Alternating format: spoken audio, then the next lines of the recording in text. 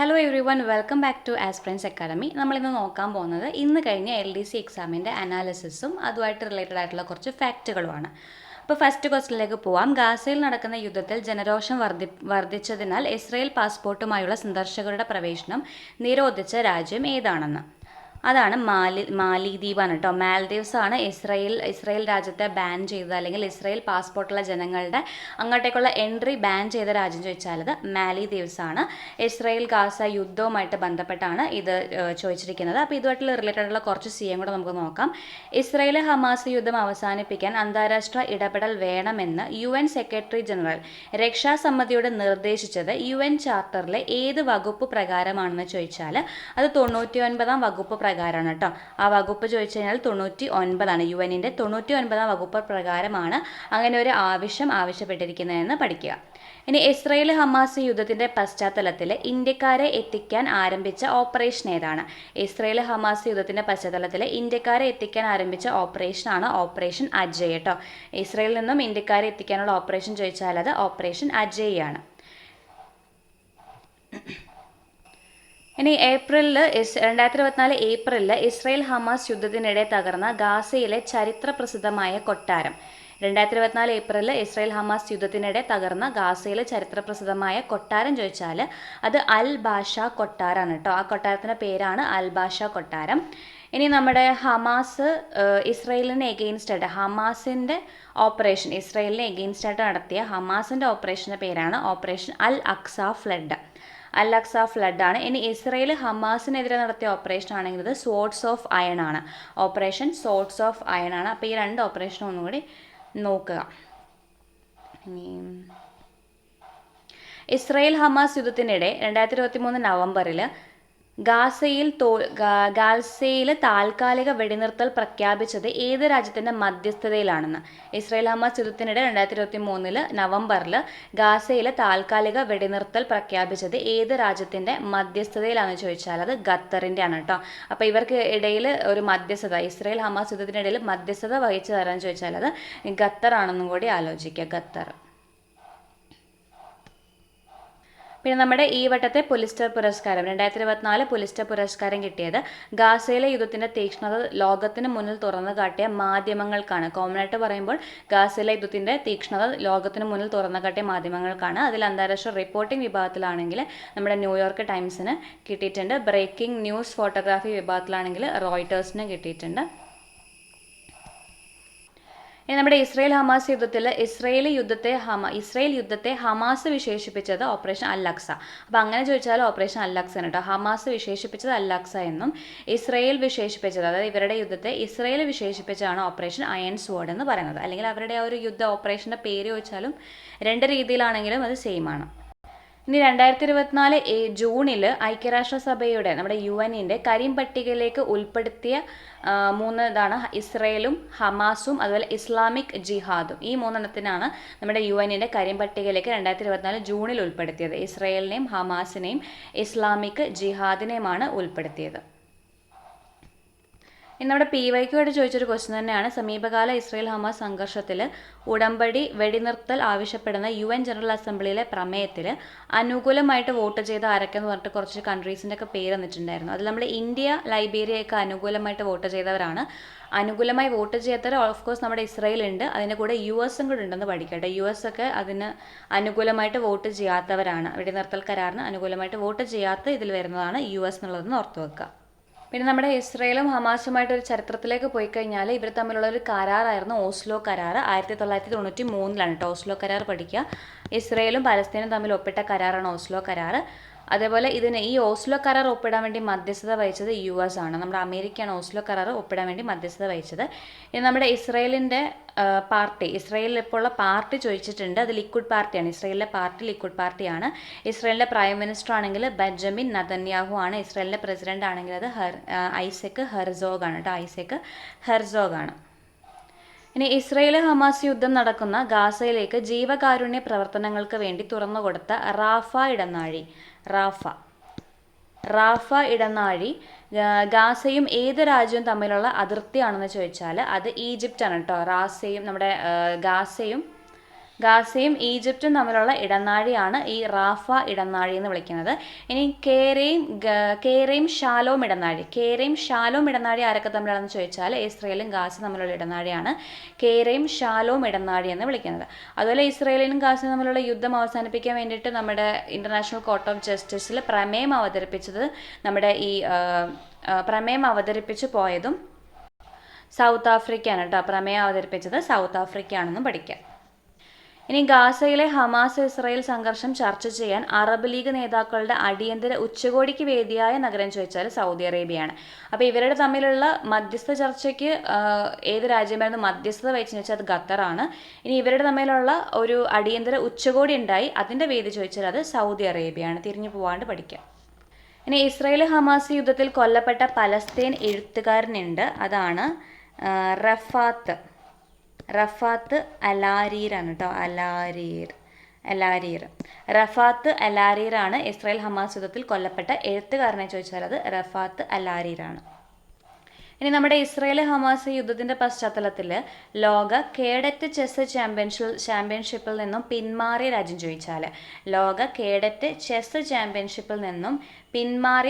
ചോദിച്ചാൽ അത് ഇന്ത്യയാണ്.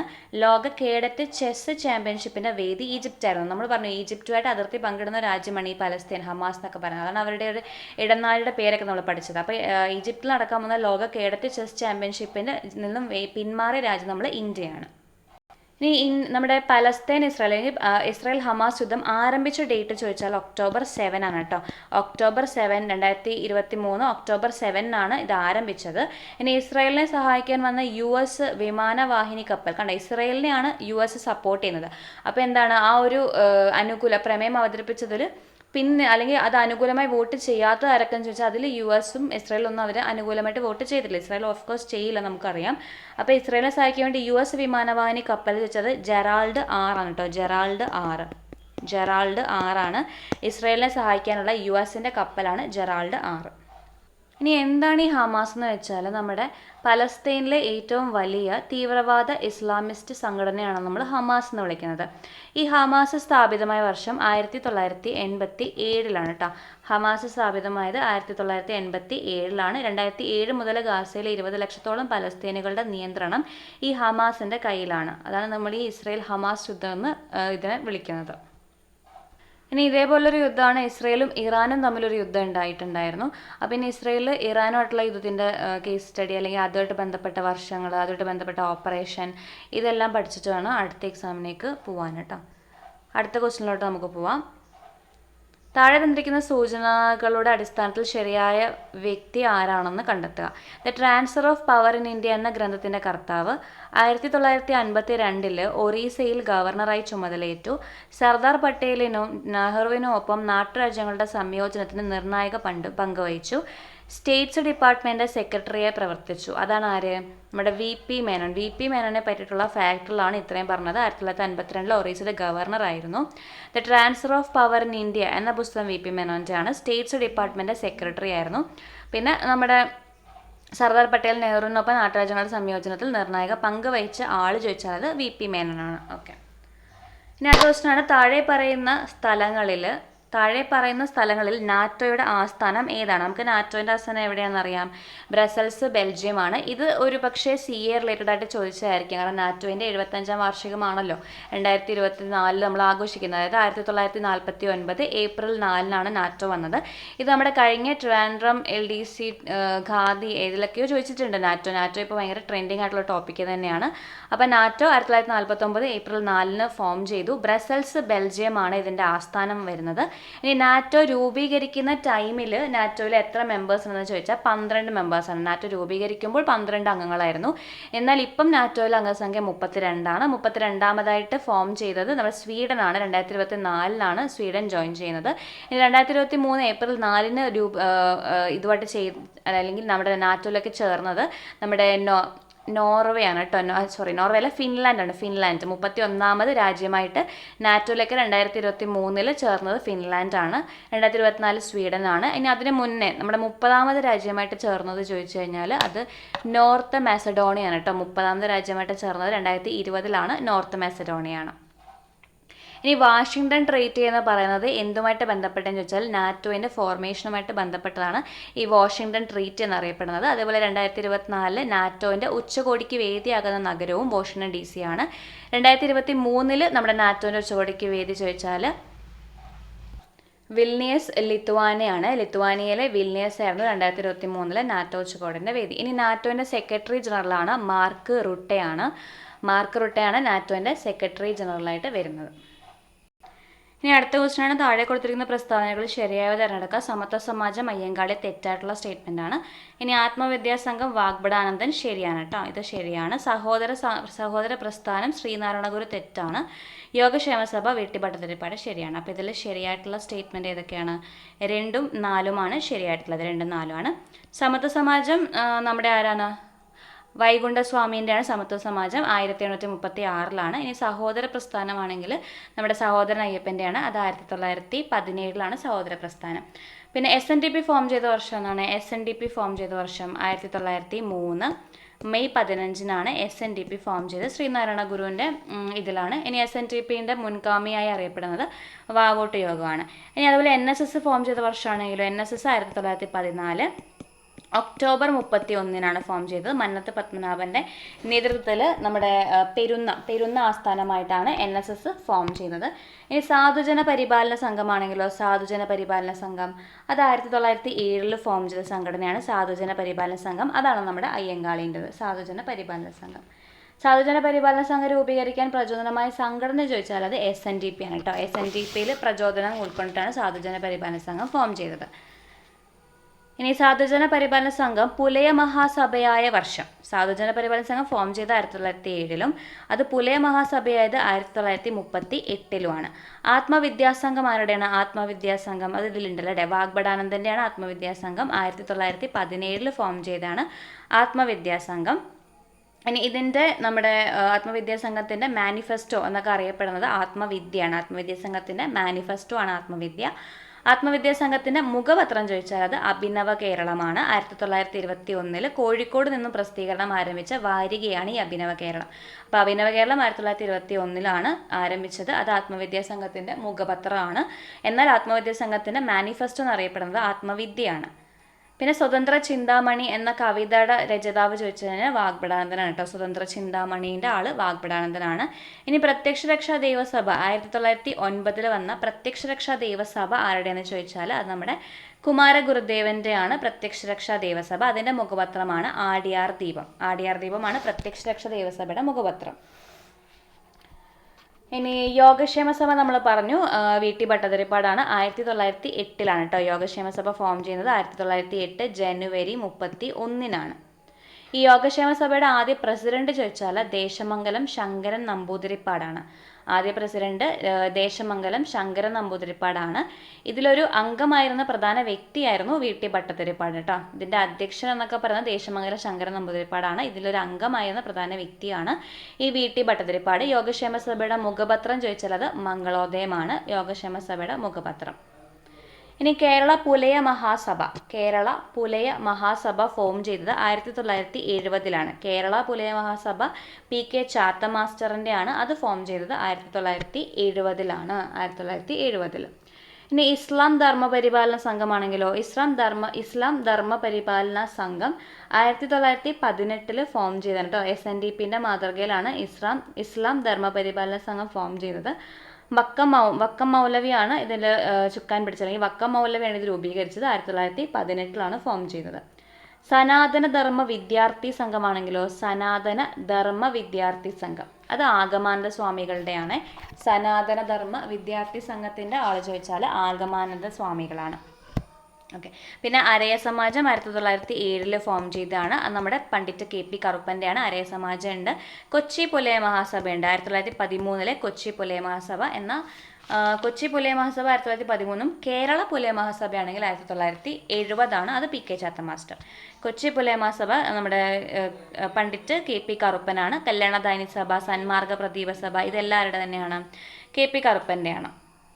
ഇനി അമലോത്ഭവ ദാസ സംഘം സ്ഥാപിച്ചതാരാണ്? അമലോത്ഭവ ദാസ സംഘം എന്ന സംഘടന സ്ഥാപിച്ചത് ചോദിച്ചാൽ ചാവറേച്ചനാണ് കേട്ടോ. അമലോത്ഭവ ദാസ സംഘം സ്ഥാപിച്ചത് ചാവറേച്ചൻ്റെതാണ്. ഇനി അരയ വംശോദ്ധാരണി സഭ. അരയ വംശോദ്ധാരണി സഭയാണെങ്കിൽ പണ്ഡിറ്റ് കറുപ്പൻ്റെ തന്നെയാണ് അരയ വംശോദ്ധാരണി സഭ. അരയവംശ പരിപാലന സംഘമാണെങ്കിൽ അത് നമ്മുടെ വേലുക്കുട്ടി അരയനാണ്. അരയവംശ പരിപാലന സംഘം അത് വേലുക്കുട്ടി അരയൻ്റെയാണ്. ഇനി ഈഴവ സമാജമാണെങ്കിൽ ടി.കെ. മാധവനും ഈഴവ മഹാസഭയാണെങ്കിൽ ഡോക്ടർ പൽപ്പുവാണ്. ഈഴവ മഹാസഭയാണെങ്കിൽ ഡോക്ടർ പൽപ്പുവും ഈഴവ സമാജമാണെങ്കിൽ ടി.കെ. മാധവനാണ്. ഇനി ആനന്ദ മഹാസഭ ആരുടെയാണ്? ആനന്ദ മഹാസഭ ബ്രഹ്മാനന്ദ ശിവയോഗിൻ്റെയാണ് കേട്ടോ. 1918 ഫോം ചെയ്താണ് ആനന്ദ മഹാസഭ. ബ്രഹ്മാനന്ദ ശിവയോഗിൻ്റെയാണ്. അപ്പോൾ ആത്മബോധോദയ സംഘമാണെങ്കിലോ? ആത്മബോധോദയ സംഘമാണെങ്കിൽ നമ്മുടെ ശുഭാനന്ദ ഗുരുദേവൻ്റെയാണ് കേട്ടോ. ആത്മബോധോദയ സംഘം ശുഭാനന്ദ ഗുരുദേവൻ്റെയാണ്. ഓക്കെ. പിന്നെ കാതുമുറി പ്രസ്ഥാനത്തിൻ്റെ നേതാവ് ആരാണ്? കാതുമുറി പ്രസ്ഥാനത്തിൻ്റെ നേതാവ് ചോദിച്ചാൽ ആര്യപ്പള്ളാണ് കേട്ടോ. കാതുമുറി പ്രസ്ഥാനം ആര്യപ്പള്ളത്തിൻ്റെയാണ്. ദേശസേവികാ സംഘമാണെങ്കിൽ അക്കാമച്ചെറിയാൻ്റെ. 1938 ദേശസേവിക സംഘം, അത് അക്കാമച്ചെറിയാനും. കാതുമുറിയാണെങ്കിൽ ആര്യപ്പള്ളവും. ഇനി യോഗക്ഷേമ സഭയുടെ യുവജന വിഭാഗത്തിൻ്റെ ആദ്യ വനിതാ പ്രസിഡന്റ് ആയിരുന്നത് നമ്മുടെ പാർവതി നെന്മേണി മംഗലമാണ്. യോഗക്ഷേമ സഭയുടെ യുവജന സംഘത്തിൻ്റെ ആദ്യ വനിതാ പ്രസിഡന്റ് ആയിരുന്നു പാർവതി നെന്മേണി മംഗലം. അന്തർജന സമാജം രൂപീകരിച്ചതും ഈ പാർവതി നെന്മേണി മംഗലം തന്നെയാണ്. മലബാറിൽ സ്വദേശി പ്രസ്ഥാനം ആരംഭിച്ചതിന് നേതൃത്വം നൽകിയ വനിത ചോദിച്ചാൽ A.V. കുട്ടിമാളു അമ്മയാണ്. ഇനി നായർ സമാജം നമുക്കറിയാം, മന്നത്തിൻ്റെയാണ് നായർ സമാജം. എന്നാൽ കേരളീയ നായർ സമാജമാണെങ്കിലോ? കേരളീയ നായർ സമാജം അത് C. കൃഷ്ണപിള്ളയാണ് കേട്ടോ. കേരളീയ നായർ സമാജമാണെങ്കിൽ C. കൃഷ്ണപിള്ളയുടെയാണ്. ഓക്കെ. അപ്പോൾ ഇതാണ് പ്രധാനപ്പെട്ട നമ്മുടെ നവോത്ഥാന നായകന്മാരുടെ സംഘടനകളൊക്കെ ഇതാണ് പ്രധാനപ്പെട്ടത്. ഇനി അടുത്ത ക്വസ്റ്റ്യനിലോട്ട് പോവാം. ഇന്ത്യക്ക് സ്വാതന്ത്ര്യം നൽകുന്നതുമായി ബന്ധപ്പെട്ട മൗണ്ട് ബാറ്റൻ പദ്ധതിയിൽ ഉൾപ്പെടാത്ത പ്രസ്താവന ഏതെന്ന് രേഖപ്പെടുത്തുക. ഏതൊക്കെ പ്രദേശങ്ങൾ പാകിസ്ഥാനിൽ ചേർക്കണമെന്ന് ബ്രിട്ടീഷ് പ്രധാനമന്ത്രി നിർദ്ദേശിക്കുന്നതാണ്? ബംഗാളിലെയും പഞ്ചാബിലെയും ഹിന്ദു മുസ്ലിം സംസ്ഥാനങ്ങളുടെ അതിർത്തി നിർണ്ണയിക്കുന്നതിന് ഒരു അതിർത്തി നിർണ്ണയ കമ്മീഷനെ നിയമിക്കുന്നതാണ്. പഞ്ചാബും ബംഗാളും രണ്ടായി വിഭജിക്കുന്നതാണ്. മുസ്ലിങ്ങൾക്ക് ഭൂരിപക്ഷമുള്ള പ്രദേശത്ത് അവർ ആഗ്രഹിക്കുകയാണെങ്കിൽ ഒരു പ്രത്യേക രാജ്യം അനുവദിക്കുന്നതാണ്.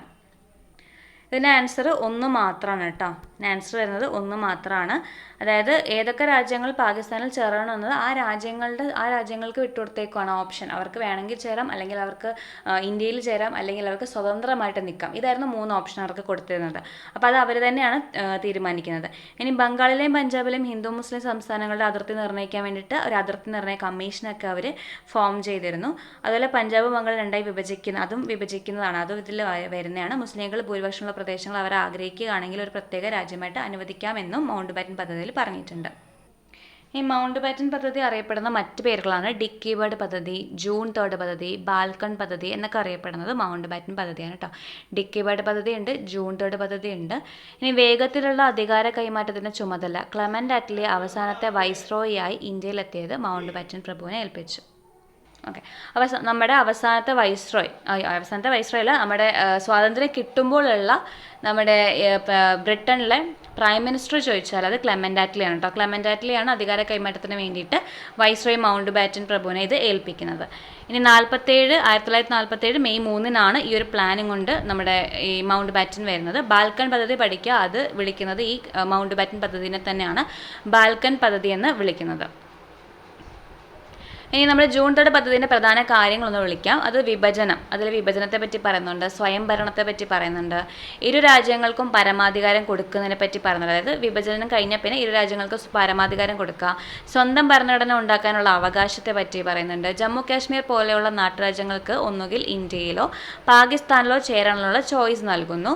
ഇനി ബംഗാളും പഞ്ചാബും വിഭജിക്കാൻ തീരുമാനിക്കുന്നു. മതപരമായ അടിസ്ഥാനത്തിൽ വിഭജിക്കാനാണ് തീരുമാനിക്കുന്നത്. ഏത് രാജ്യത്തിൽ ചേരണമെന്ന് തീരുമാനിക്കാൻ നമ്മുടെ നോർത്ത് വെസ്റ്റ് ഫ്രോണ്ടിയർ പ്രവിശ്യ, വടക്ക് പടിഞ്ഞാറ് അതിർത്തി പ്രവിശ്യയിൽ ഒരു റഫറൻഡം നടത്തേണ്ടതായിരുന്നു. അപ്പോൾ അതും പറയുന്നുണ്ട്. ഒരു രാജ്യത്തിൽ ഏത് രാജ്യത്ത് ചേരണമെന്ന് തീരുമാനിക്കാൻ വടക്ക് പടിഞ്ഞാറ് അതിർത്തി പ്രവിശ്യയിൽ ഒരു റഫറൻഡം നടത്തേണ്ടതാണ്. ഖാൻ അബ്ദുൽ ഗാഫർ ഖാൻ റഫറൻഡം ബഹിഷ്കരിക്കുകയും നിരസിക്കുകയും ചെയ്തപ്പോൾ നമ്മുടെ ഈ NWFP പാകിസ്ഥാനിൽ ചേരാൻ തീരുമാനിച്ചു കേട്ടോ. അപ്പോൾ നമ്മുടെ വടക്ക് പടിഞ്ഞാറൻ അതിർത്തി പ്രവിശ്യ പാകിസ്ഥാനിൽ ചേരാൻ തീരുമാനിച്ചു എന്നതുകൂടി ഓർത്തിരിക്കുക. കാരണം നമ്മുടെ ഖാൻ അബ്ദുൽ ഗാഫർ ഖാൻ ഈ റഫറൻഡം ബഹിഷ്കരിച്ചു.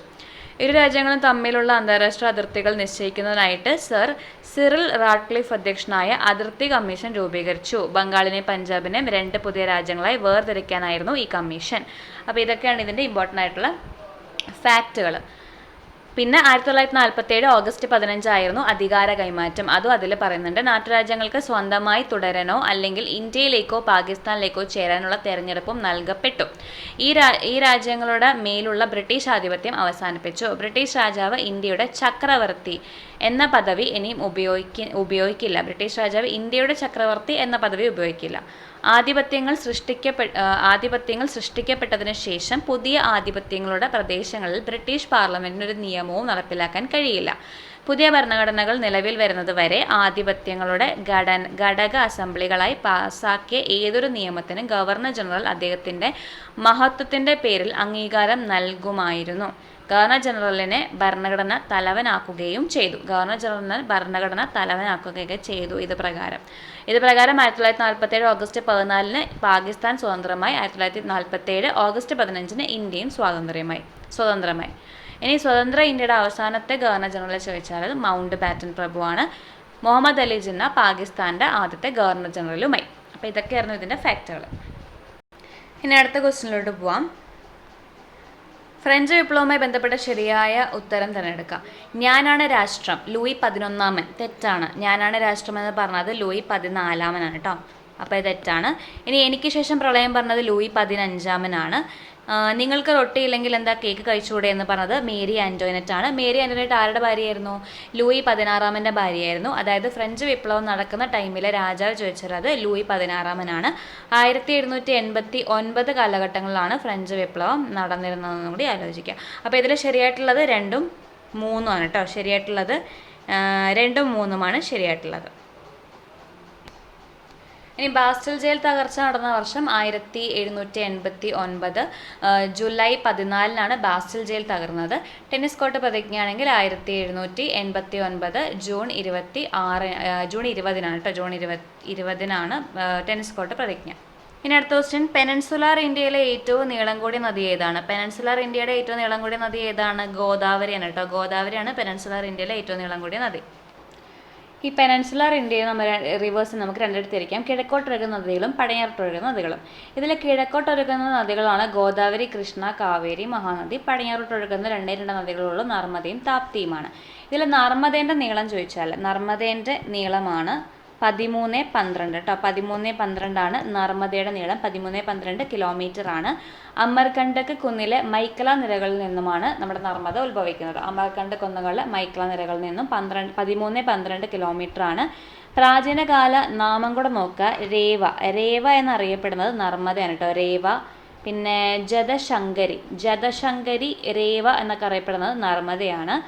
ഭ്രംശ താഴ്വരയിലൂടെ ഒഴുകുന്ന നദി ചോദിച്ചാൽ അത് നർമ്മദയാണ്. ഇനി മധ്യപ്രദേശിൻ്റെ ജീവരേഖ, ഗുജറാത്തിൻ്റെ ജീവരേഖ എന്നൊക്കെ അറിയപ്പെടുന്നതും നർമ്മദ തന്നെയാണ്. മധ്യപ്രദേശിൻ്റെ ഗുജറാത്തിൻ്റെയൊക്കെ ജീവരേഖയാണ്. ഒഴുകുന്ന സംസ്ഥാനങ്ങൾ മധ്യപ്രദേശും ഗുജറാത്തും മഹാരാഷ്ട്രയുമാണ്. മധ്യപ്രദേശ്, ഗുജറാത്ത്, മഹാരാഷ്ട്ര. ജബൽപൂർ പട്ടണം, അതുപോലെ നമ്മുടെ ഓംകാരേശ്വർ പട്ടണം, ഇതൊക്കെ നർമ്മദയുടെ തീരത്താണ് സ്ഥിതി ചെയ്യുന്നത്. സർദാർ സരോവർ അണക്കെട്ട്, ഓംകാരേശ്വർ അണക്കെട്ടൊക്കെ നമ്മുടെ നർമ്മദയുടെ തീരത്തുള്ള അണക്കെട്ടുകളാണ്. അതിൽ സർദാർ സരോവർ അണക്കെട്ട് ഗുജറാത്തിലാണ് സ്ഥിതി ചെയ്യുന്നത്. ഇനി നർമ്മദ അറബിക്കടലിൽ പതിക്കുന്ന പ്രദേശം ചോദിച്ചാൽ അത് നമ്മുടെ ഗൾഫ് ഓഫ് കമ്പാട്ടിൽ വെച്ചിട്ടാണ് കേട്ടോ. ഗുജറാത്തിലെ ഗൾഫ് ഓഫ് കമ്പാട്ടിൽ വെച്ചിട്ടാണ് നർമ്മദ അറബിക്കടലിൽ പതിക്കുന്നത്. നർമ്മദയുടെ പോഷക നദികളാണ് ഹിരൺ, ഷേർ, ബഞ്ചാർ, താവ.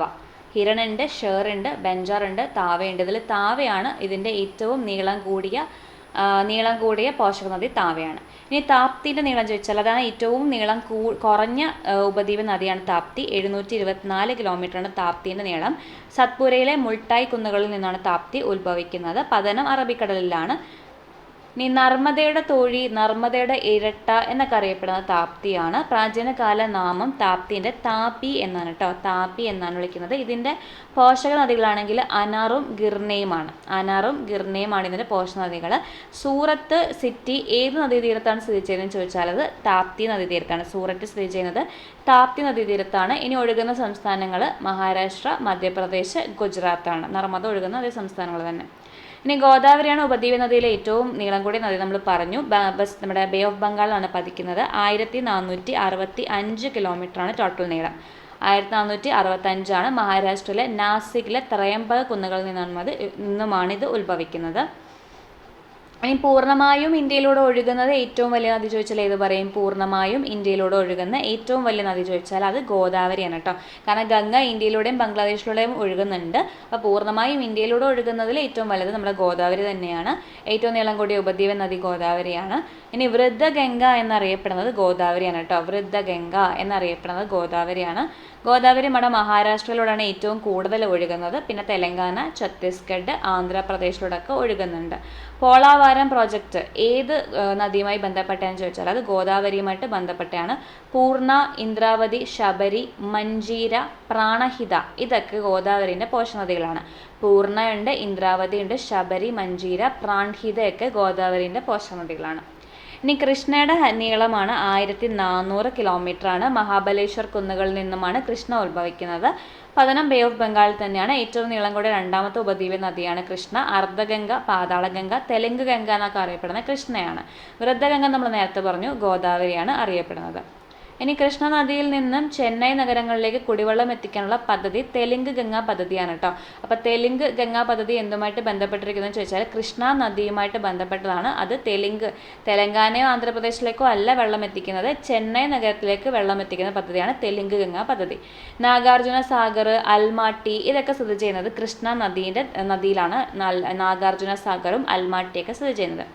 വിജയവാഡ ഏറ്റവും നല്ലത് കൃഷ്ണ നദി തീരത്ത് സ്ഥിതി ചെയ്യുന്ന ഏറ്റവും വലിയ പട്ടണമാണ് വിജയവാഡ കേട്ടോ.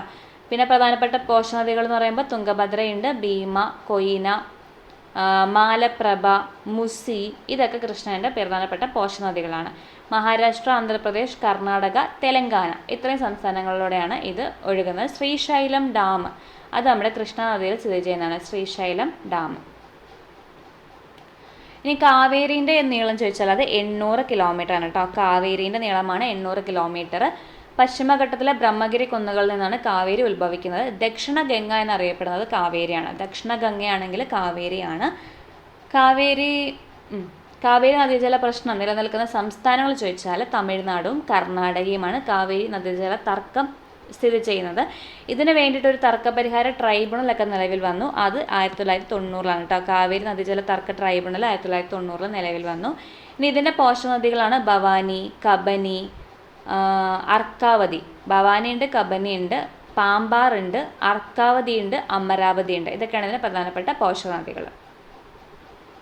ഇനി മഹാനദിയുടെ ആകെ നീളം ചോദിച്ചാൽ 857 കിലോമീറ്റർ ആണ് കേട്ടോ. മഹാനദീൻ്റെ ആകെ നീളം 857 കിലോമീറ്റർ ആണ്. ഛത്തീസ്ഗഡിലെ റായ്പൂർ ജില്ലയിലെ സിഹാവ അല്ലെങ്കിൽ അമർഖണ്ഡ് കൊടുമുടികളിൽ നിന്നൊക്കെ ഉത്ഭവിക്കുന്നത് നമ്മുടെ മഹാനദിയാണ്. സിഹാവ കുന്നുകളിൽ നിന്നും ഉത്ഭവിക്കുന്ന മഹാനദിയാണ്.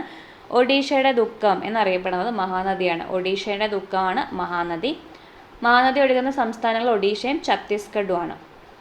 ഇനി ഇതിൻ്റെ പ്രധാനപ്പെട്ട പോഷകനദികൾ ഇബ്, ടെല്ല്, ഷിയോനാഥ് ഇത്രയാണ് ഇതിൻ്റെ 3 ഈ 3 പോഷകനദികളാണ് ഇതിലെ. അതിൽ ഇന്ത്യയിലെ സ്വകാര്യവൽക്കരിക്കപ്പെട്ട ആദ്യ നദി ചോദിച്ചാൽ ഷിയോനാഥാണ് കേട്ടോ. ഇന്ത്യയിൽ സ്വകാര്യവൽക്കരിക്കപ്പെട്ട ആദ്യ നദിയാണ് ഷിയോനാഥ്. മഹാനദിയുടെ തീരത്ത് സ്ഥിതി ചെയ്യുന്ന പട്ടണങ്ങളാണ് സാമ്പൽപൂറും ഘട്ടക്കും. ഘട്ടക്കും സാമ്പൽപൂറും മഹാനദിയുടെ തീരത്താണ് സ്ഥിതി ചെയ്യുന്നത്. ഹിരാക്കുഡ് ഡാം മഹാനദിയുടെ തീരത്താണെന്ന് അറിയാമല്ലോ. പാരദീപ് തുറമുഖവും മഹാനദി തീരത്താണ് സ്ഥിതി ചെയ്യുന്നത്. ഓക്കെ, അപ്പോൾ ഇതായിരുന്നു പ്രധാനപ്പെട്ട നമ്മുടെ ഉപദ്വീപ നദികളും അതിൻ്റെ ഫാക്റ്റുകളും. അടുത്ത പ്രൈം മെറിഡിയൻ ഏത് നഗരത്തിലൂടെയാണ് കടന്നു പോകുന്നത്? ഓക്കെ, ഇതിൻ്റെ ആൻസർ ഗ്രീൻവിച്ച് ആണ് കേട്ടോ. പ്രൈം മെറിഡിയൻ ഏത് നഗരത്തിലൂടെയാണ് കടന്നു പോകുന്നതെന്ന് ചോദിച്ചാൽ ഗ്രീൻവിച്ച് എന്ന നഗരം, ലണ്ടനിലെ ഗ്രീൻവിച്ച് നഗരത്തിലൂടെയാണ് കടന്നു പോകുന്നത്. അതുകൊണ്ടാണ് അതിന് ഗ്രീൻവിച്ച് മെറിഡിയൻ എന്ന് ഇതിനെ വിളിക്കുന്നത്. 0 ഡിഗ്രിയാണ് പ്രൈം മെറിഡിയൻ്റെ ഡിഗ്രി ചോദിച്ചാൽ 0 ഡിഗ്രിയാണ്. ഇനി അതാണ് നമ്മുടെ അന്താരാഷ്ട്ര ടൈം കമ്പയർ ചെയ്യാൻ നമ്മൾ ഉപയോഗിക്കുന്നത് ഈ പ്രൈം മെറിഡിയൻ ആണ്. ഇനി നമ്മുടെ ഇന്ത്യയിൽ നമ്മൾ ടൈം കണ്ടുപിടിക്കാൻ വേണ്ടി ഉപയോഗിക്കുന്നത് അതേതാണ്? സ്റ്റാൻഡേർഡ് മെറിഡിയൻ ആണ് അല്ലേ? സ്റ്റാൻഡേർഡ് മെറിഡിയൻ ആണ്, അല്ലെങ്കിൽ 82½ ഡിഗ്രി ഈസ്റ്റ് ആണ് ഉപയോഗിക്കുന്നത്. ഈ പ്രൈം മെറിഡിയനും നമ്മുടെ ദിനാങ്കരേഖയും തമ്മിലുള്ള വ്യത്യാസം 5½ മണിക്കൂർ നമ്മൾ മുൻപിലാണ് കേട്ടോ. 5½ മണിക്കൂർ നമ്മൾ മുന്നിലാണ്. ഇനി അതുപോലെ അന്താരാഷ്ട്ര ദിനാങ്കരേഖയുണ്ട്, അത് 180 ഡിഗ്രിയാണ് അന്താരാഷ്ട്ര ദിനാങ്കരേഖ. അത് പിന്നെ നമ്മുടെ കരഭാഗത്തൊന്നും വെച്ചിട്ടില്ല, കാരണം അതിൻ്റെ കിഴക്കും പടിഞ്ഞാറും എടുത്തു കഴിഞ്ഞാൽ ഒരു ദിവസത്തെ വ്യത്യാസം വരും. അതുകൊണ്ട് തന്നെ നമ്മൾ കരഭാഗത്തല്ല അത് വെച്ചിരിക്കുന്നത്. പസഫിക് ഓഷ്യനിൽ ബെറിങ് കടലിടുക്കിലാണ് നമ്മൾ ഈ അന്താരാഷ്ട്ര ദിനാങ്കരേഖ സ്ഥാപിച്ചിരിക്കുന്നത്. ഓക്കെ, ഇനി അടുത്ത ക്വസ്റ്റ്യൻ ആണ്. ഉത്തരായന രേഖ കടന്നു പോകാത്ത സംസ്ഥാനം ഏതാണ്? ഉത്തരായന രേഖ കടന്നു പോകാത്ത സംസ്ഥാനം ഇതൊരു PYQ ആണെന്നാണ് എനിക്ക് തോന്നുന്നത്. ചോദിച്ചിട്ടുണ്ട്. ഒഡീഷയാണ് കേട്ടോ. ഉത്തരായന രേഖ കടന്നു പോകാത്ത സംസ്ഥാനം ഒഡീഷയാണ്. അപ്പോൾ ഉത്തരായന രേഖ കടന്നു പോകുന്ന സംസ്ഥാനങ്ങളൊരു ഓർഡറിൽ നമുക്കൊരു ഇങ്ങനെ ചിലപ്പോൾ ചോദിക്കാം അല്ലേ, ഒരു വെസ്റ്റ് ടു ഈസ്റ്റിലേക്ക് അറേഞ്ച് ചെയ്യാൻ ചോദിച്ചു കഴിഞ്ഞാൽ അതിൻ്റെ ആ ഒരു സംസ്ഥാനങ്ങളുടെ കിടപ്പനുസരിച്ച് വെസ്റ്റ് ടു ഈസ്റ്റിലേക്കൊക്കെ അറേഞ്ച് ചെയ്യാൻ ചോദിച്ചു കഴിഞ്ഞാൽ അപ്പോൾ അത് ആ രീതിയിൽ അതിൻ്റെ പൊസിഷൻ പഠിച്ചെന്ന് വെക്കുക. അപ്പോൾ ആദ്യം ഗുജറാത്ത് വരും, പിന്നെ രാജസ്ഥാൻ, മധ്യപ്രദേശ്, ഛത്തീസ്ഗഡ്, ജാർഖണ്ഡ്, വെസ്റ്റ് ബംഗാൾ, ത്രിപുര, മിസോറം 8 സംസ്ഥാനങ്ങളിലാണ് കടന്നു പോകുന്നത്. അതിൻ്റെ ഇങ്ങനെ ഒരു പൊസിഷൻ പറയുമ്പോൾ ഗുജറാത്ത്, മഹാരാഷ്ട്ര, മധ്യപ്രദേശ്, ഛത്തീസ്ഗഡ്, ജാർഖണ്ഡ്, വെസ്റ്റ് ബംഗാൾ, ത്രിപുര, മിസോറം ഇങ്ങനെയാണിത് കടന്നു പോകുന്നത്.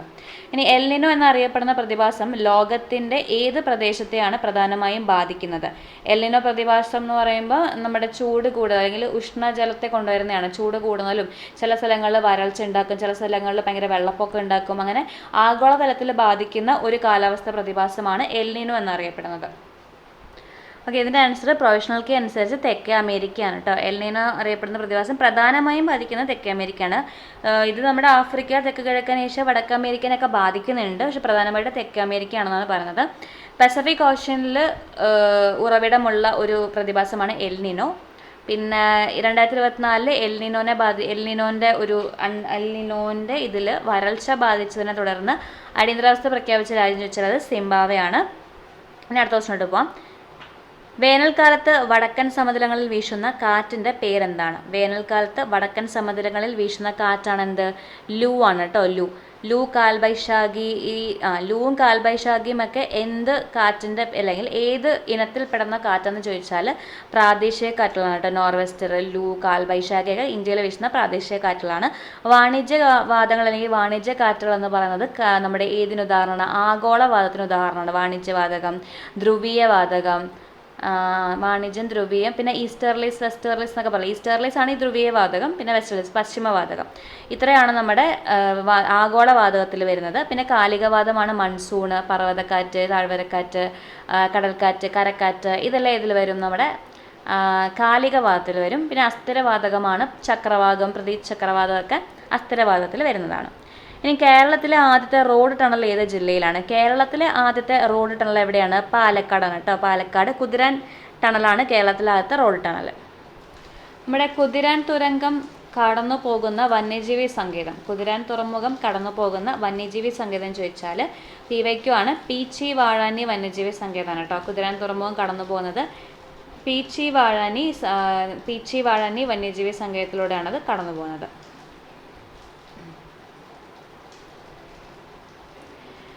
ഗതാഗതത്തിന് തുറന്നു കൊടുത്ത കേരളത്തിലെ ആദ്യ തുരങ്കപാത ചോദിച്ചാൽ കുതിരാനാണ്.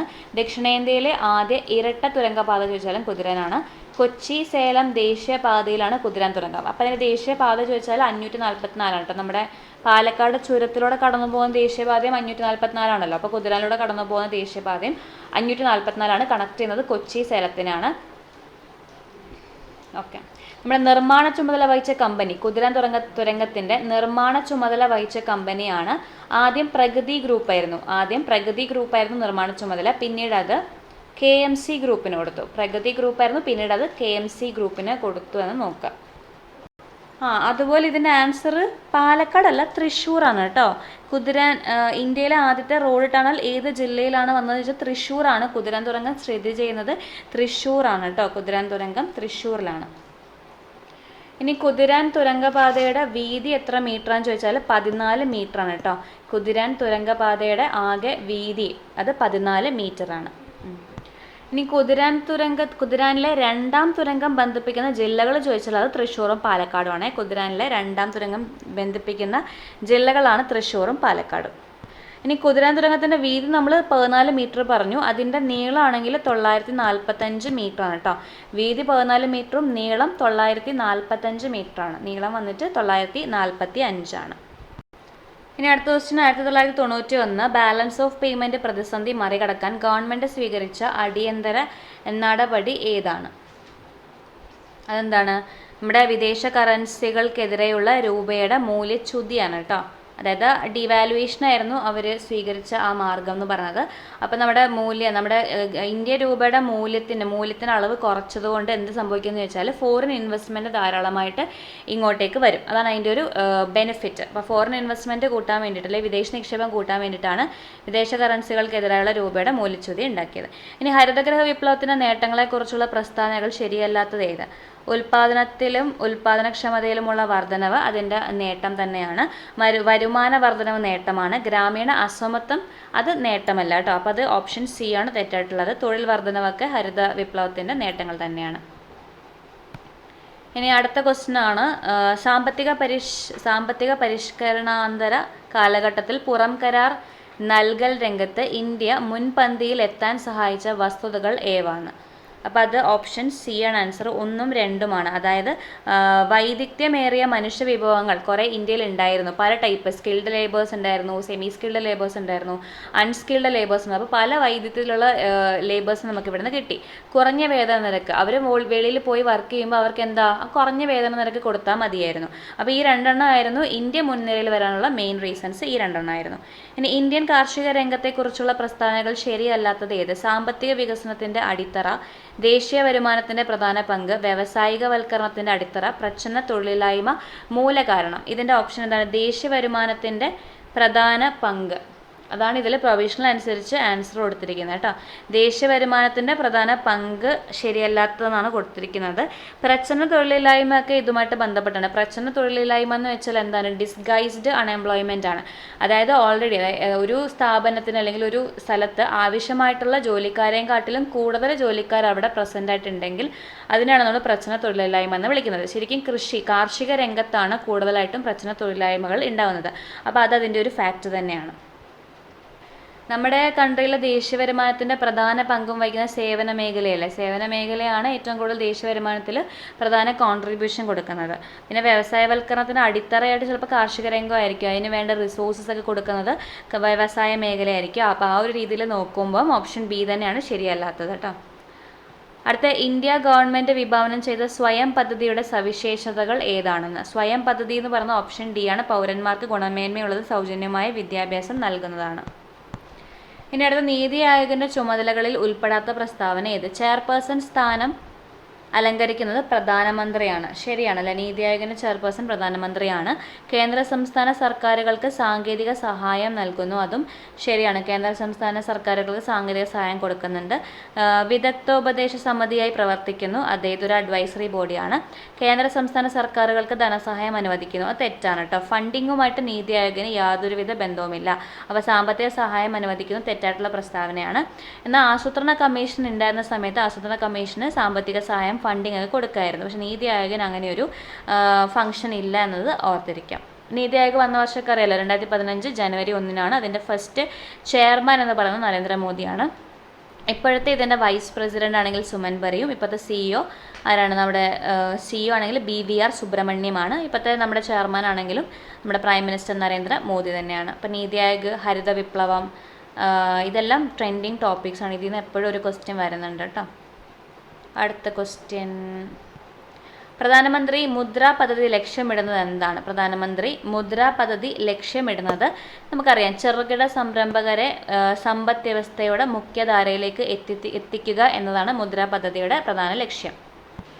ഈ മുദ്ര പദ്ധതി ലോഞ്ച് ചെയ്തത് 2015 ഏപ്രിൽ 8 മുദ്ര പദ്ധതി ലോഞ്ച് ചെയ്തത് 2018 ഏപ്രിൽ 8 പിന്നെ മുദ്ര പദ്ധതിൻ്റെ കീഴിൽ ഒരു 3 സ്കീംസ് ഉണ്ട്: ശിശു, കിഷോർ, തരുൺ. ഇതിൽ ശിശു എന്ന് പറയുന്നത് 50,000 വരെയുള്ള ലോണുകൾ അനുവദിക്കുന്നതാണ് ശിശു. 50,000 മുതൽ 5 ലക്ഷം വരെയുള്ള ലോണാണ് കിഷോർ. ഇനി 5 ലക്ഷം മുതൽ 10 ലക്ഷം വരെയുള്ള ലോണുകൾ അനുവദിക്കുന്നതാണ് തരുൺ. ഈ 3 കൂടി നോക്കി വെക്കുക. ചെറുകിട വ്യവസായങ്ങൾക്ക് വേണ്ടി കൊടുക്കുന്ന ഒരു പദ്ധതിയാണ് മുദ്ര പദ്ധതി, അല്ലെങ്കിൽ അതിനെ പ്രധാനമന്ത്രി മുദ്ര യോജന, PMMY എന്നൊക്കെ അറിയപ്പെടും. 2015 ഏപ്രിൽ 8 ഇത് ലോഞ്ച് ചെയ്തത്. അത് താഴെ പറയുന്ന ദേശീയ ലീഗൽ സർവീസ് അതോറിറ്റി സൗജന്യ നിയമസേവനം നൽകുന്നത് ആർക്കൊക്കെയാണ്?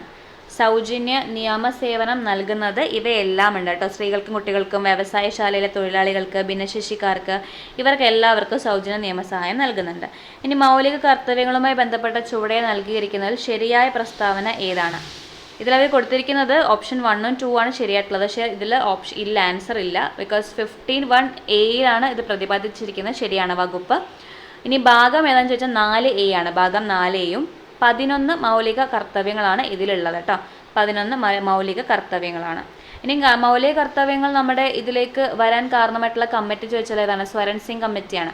സ്വരൺ സിംഗ് കമ്മിറ്റി അവർ റെക്കമെൻഡ് ചെയ്തത് 8 മൗലിക കർത്തവ്യങ്ങളാണ്. പക്ഷെ 12 എണ്ണം വന്നു. അതിൽ നിന്നും ഒരെണ്ണം നമ്മൾ അതിൽ നിന്ന് എടുത്തു കളഞ്ഞിരുന്നു അല്ലേ? മൗലിക കർത്തവ്യങ്ങളിൽ നിന്ന് ഒരെണ്ണം നമ്മൾ എടുത്തു മാറ്റിയിരുന്നു. ഓക്കെ, ഇതുമായിട്ട് ബന്ധപ്പെട്ടതല്ല. നമ്മുടെ ഒരു മൗലിക സ്വാതന്ത്ര്യമാണ് എടുത്തു കളഞ്ഞത്. നമുക്കറിയാമായിരുന്നു നമ്മുടെ സ്വത്തവകാശം എന്നുള്ളത് മൗലിക സ്വാതന്ത്ര്യമായിരുന്നു, അത് എടുത്തു കളഞ്ഞു. അതിൻ്റെ കേസാണ് കേട്ടോ. അത് ഇതുമായിട്ട് മിക്സ് ആയി പോയത്. ഞാൻ ഒന്നുകൂടെ പറയാം. 4Aയിലാണ് നമ്മുടെ മൗലിക കർത്തവ്യങ്ങളെ പറ്റി പറയുന്നത്. ആർട്ടിക്കിൾ 51A ആണ്. നമുക്ക് എത്ര മൗലിക കർത്തവ്യങ്ങളുണ്ടെന്ന് ചോദിച്ചാൽ 11 മൗലിക കർത്തവ്യങ്ങളുണ്ട്. അതിൽ ലാസ്റ്റായിട്ട് ഇപ്പോൾ ആഡ് ചെയ്ത മൗലിക കർത്തവ്യം എന്ന് പറയുന്നത് 51 എയിൽ കെ ആണ്. 2002 56ാമത് ഭരണഘടനാ ഭേദഗതിയിലൂടെയാണ് 51A കെ ആഡ് ചെയ്തത്. പിന്നെ നമ്മുടെ സ്വരൺ സിംഗ് റെക്കമെൻഡ് ചെയ്തത് 8 മൗലിക കർത്തവ്യങ്ങളാണ്. എന്നാൽ 42ാം ഭരണഘടനാ ഭേദഗതിയിലൂടെ 10 മൗലിക കർത്തവ്യങ്ങളാണ് ഉൾപ്പെടുത്തിയത്. ഇനി അടുത്ത ദിവസമാണ് ഭരണഘടനാ നിർമ്മാണ സഭയുമായി ബന്ധപ്പെട്ട ശരിയായ പ്രസ്താവന ഏത്? സഭയിൽ പ്രധാനമായും 9 കമ്മിറ്റികൾ ഉണ്ടായിരുന്നു. അത് തെറ്റായിട്ടുള്ള ഓപ്ഷനാണ്. സഭയിൽ മേജർ കമ്മിറ്റീസ് എത്രയായിരുന്നു? 8 മേജർ കമ്മിറ്റീസ് ആയിരുന്നു ഉണ്ടായിരുന്നത്. നെഹ്റു, പട്ടേൽ, അംബേദ്കർ തുടങ്ങിയവരൊക്കെ ഇതിൻ്റെ ചെയർമാനായിട്ട് ഇരുന്നിട്ടുണ്ട്. പിന്നെ അസംബ്ലിയിലെ മീറ്റിങ്ങുകൾ എങ്ങനെയായിരുന്നു? പൊതുജനങ്ങൾക്ക് കാണുന്ന തരത്തിലായിരുന്നു. അത് ശരിയാണ് കേട്ടോ. അപ്പോൾ ഓപ്ഷൻ 2ഉം 3ഉം ആണ് ഇതിൽ ശരിയായിട്ടുള്ളത്. അടുത്ത ക്വസ്റ്റ്യൻ, ഇന്ത്യൻ ഭരണഘടന അമേരിക്കൻ ഭരണഘടനയിൽ നിന്നും കടമെടുത്ത ആശയങ്ങൾ ഏതൊക്കെയാണ് ശരിയായത്?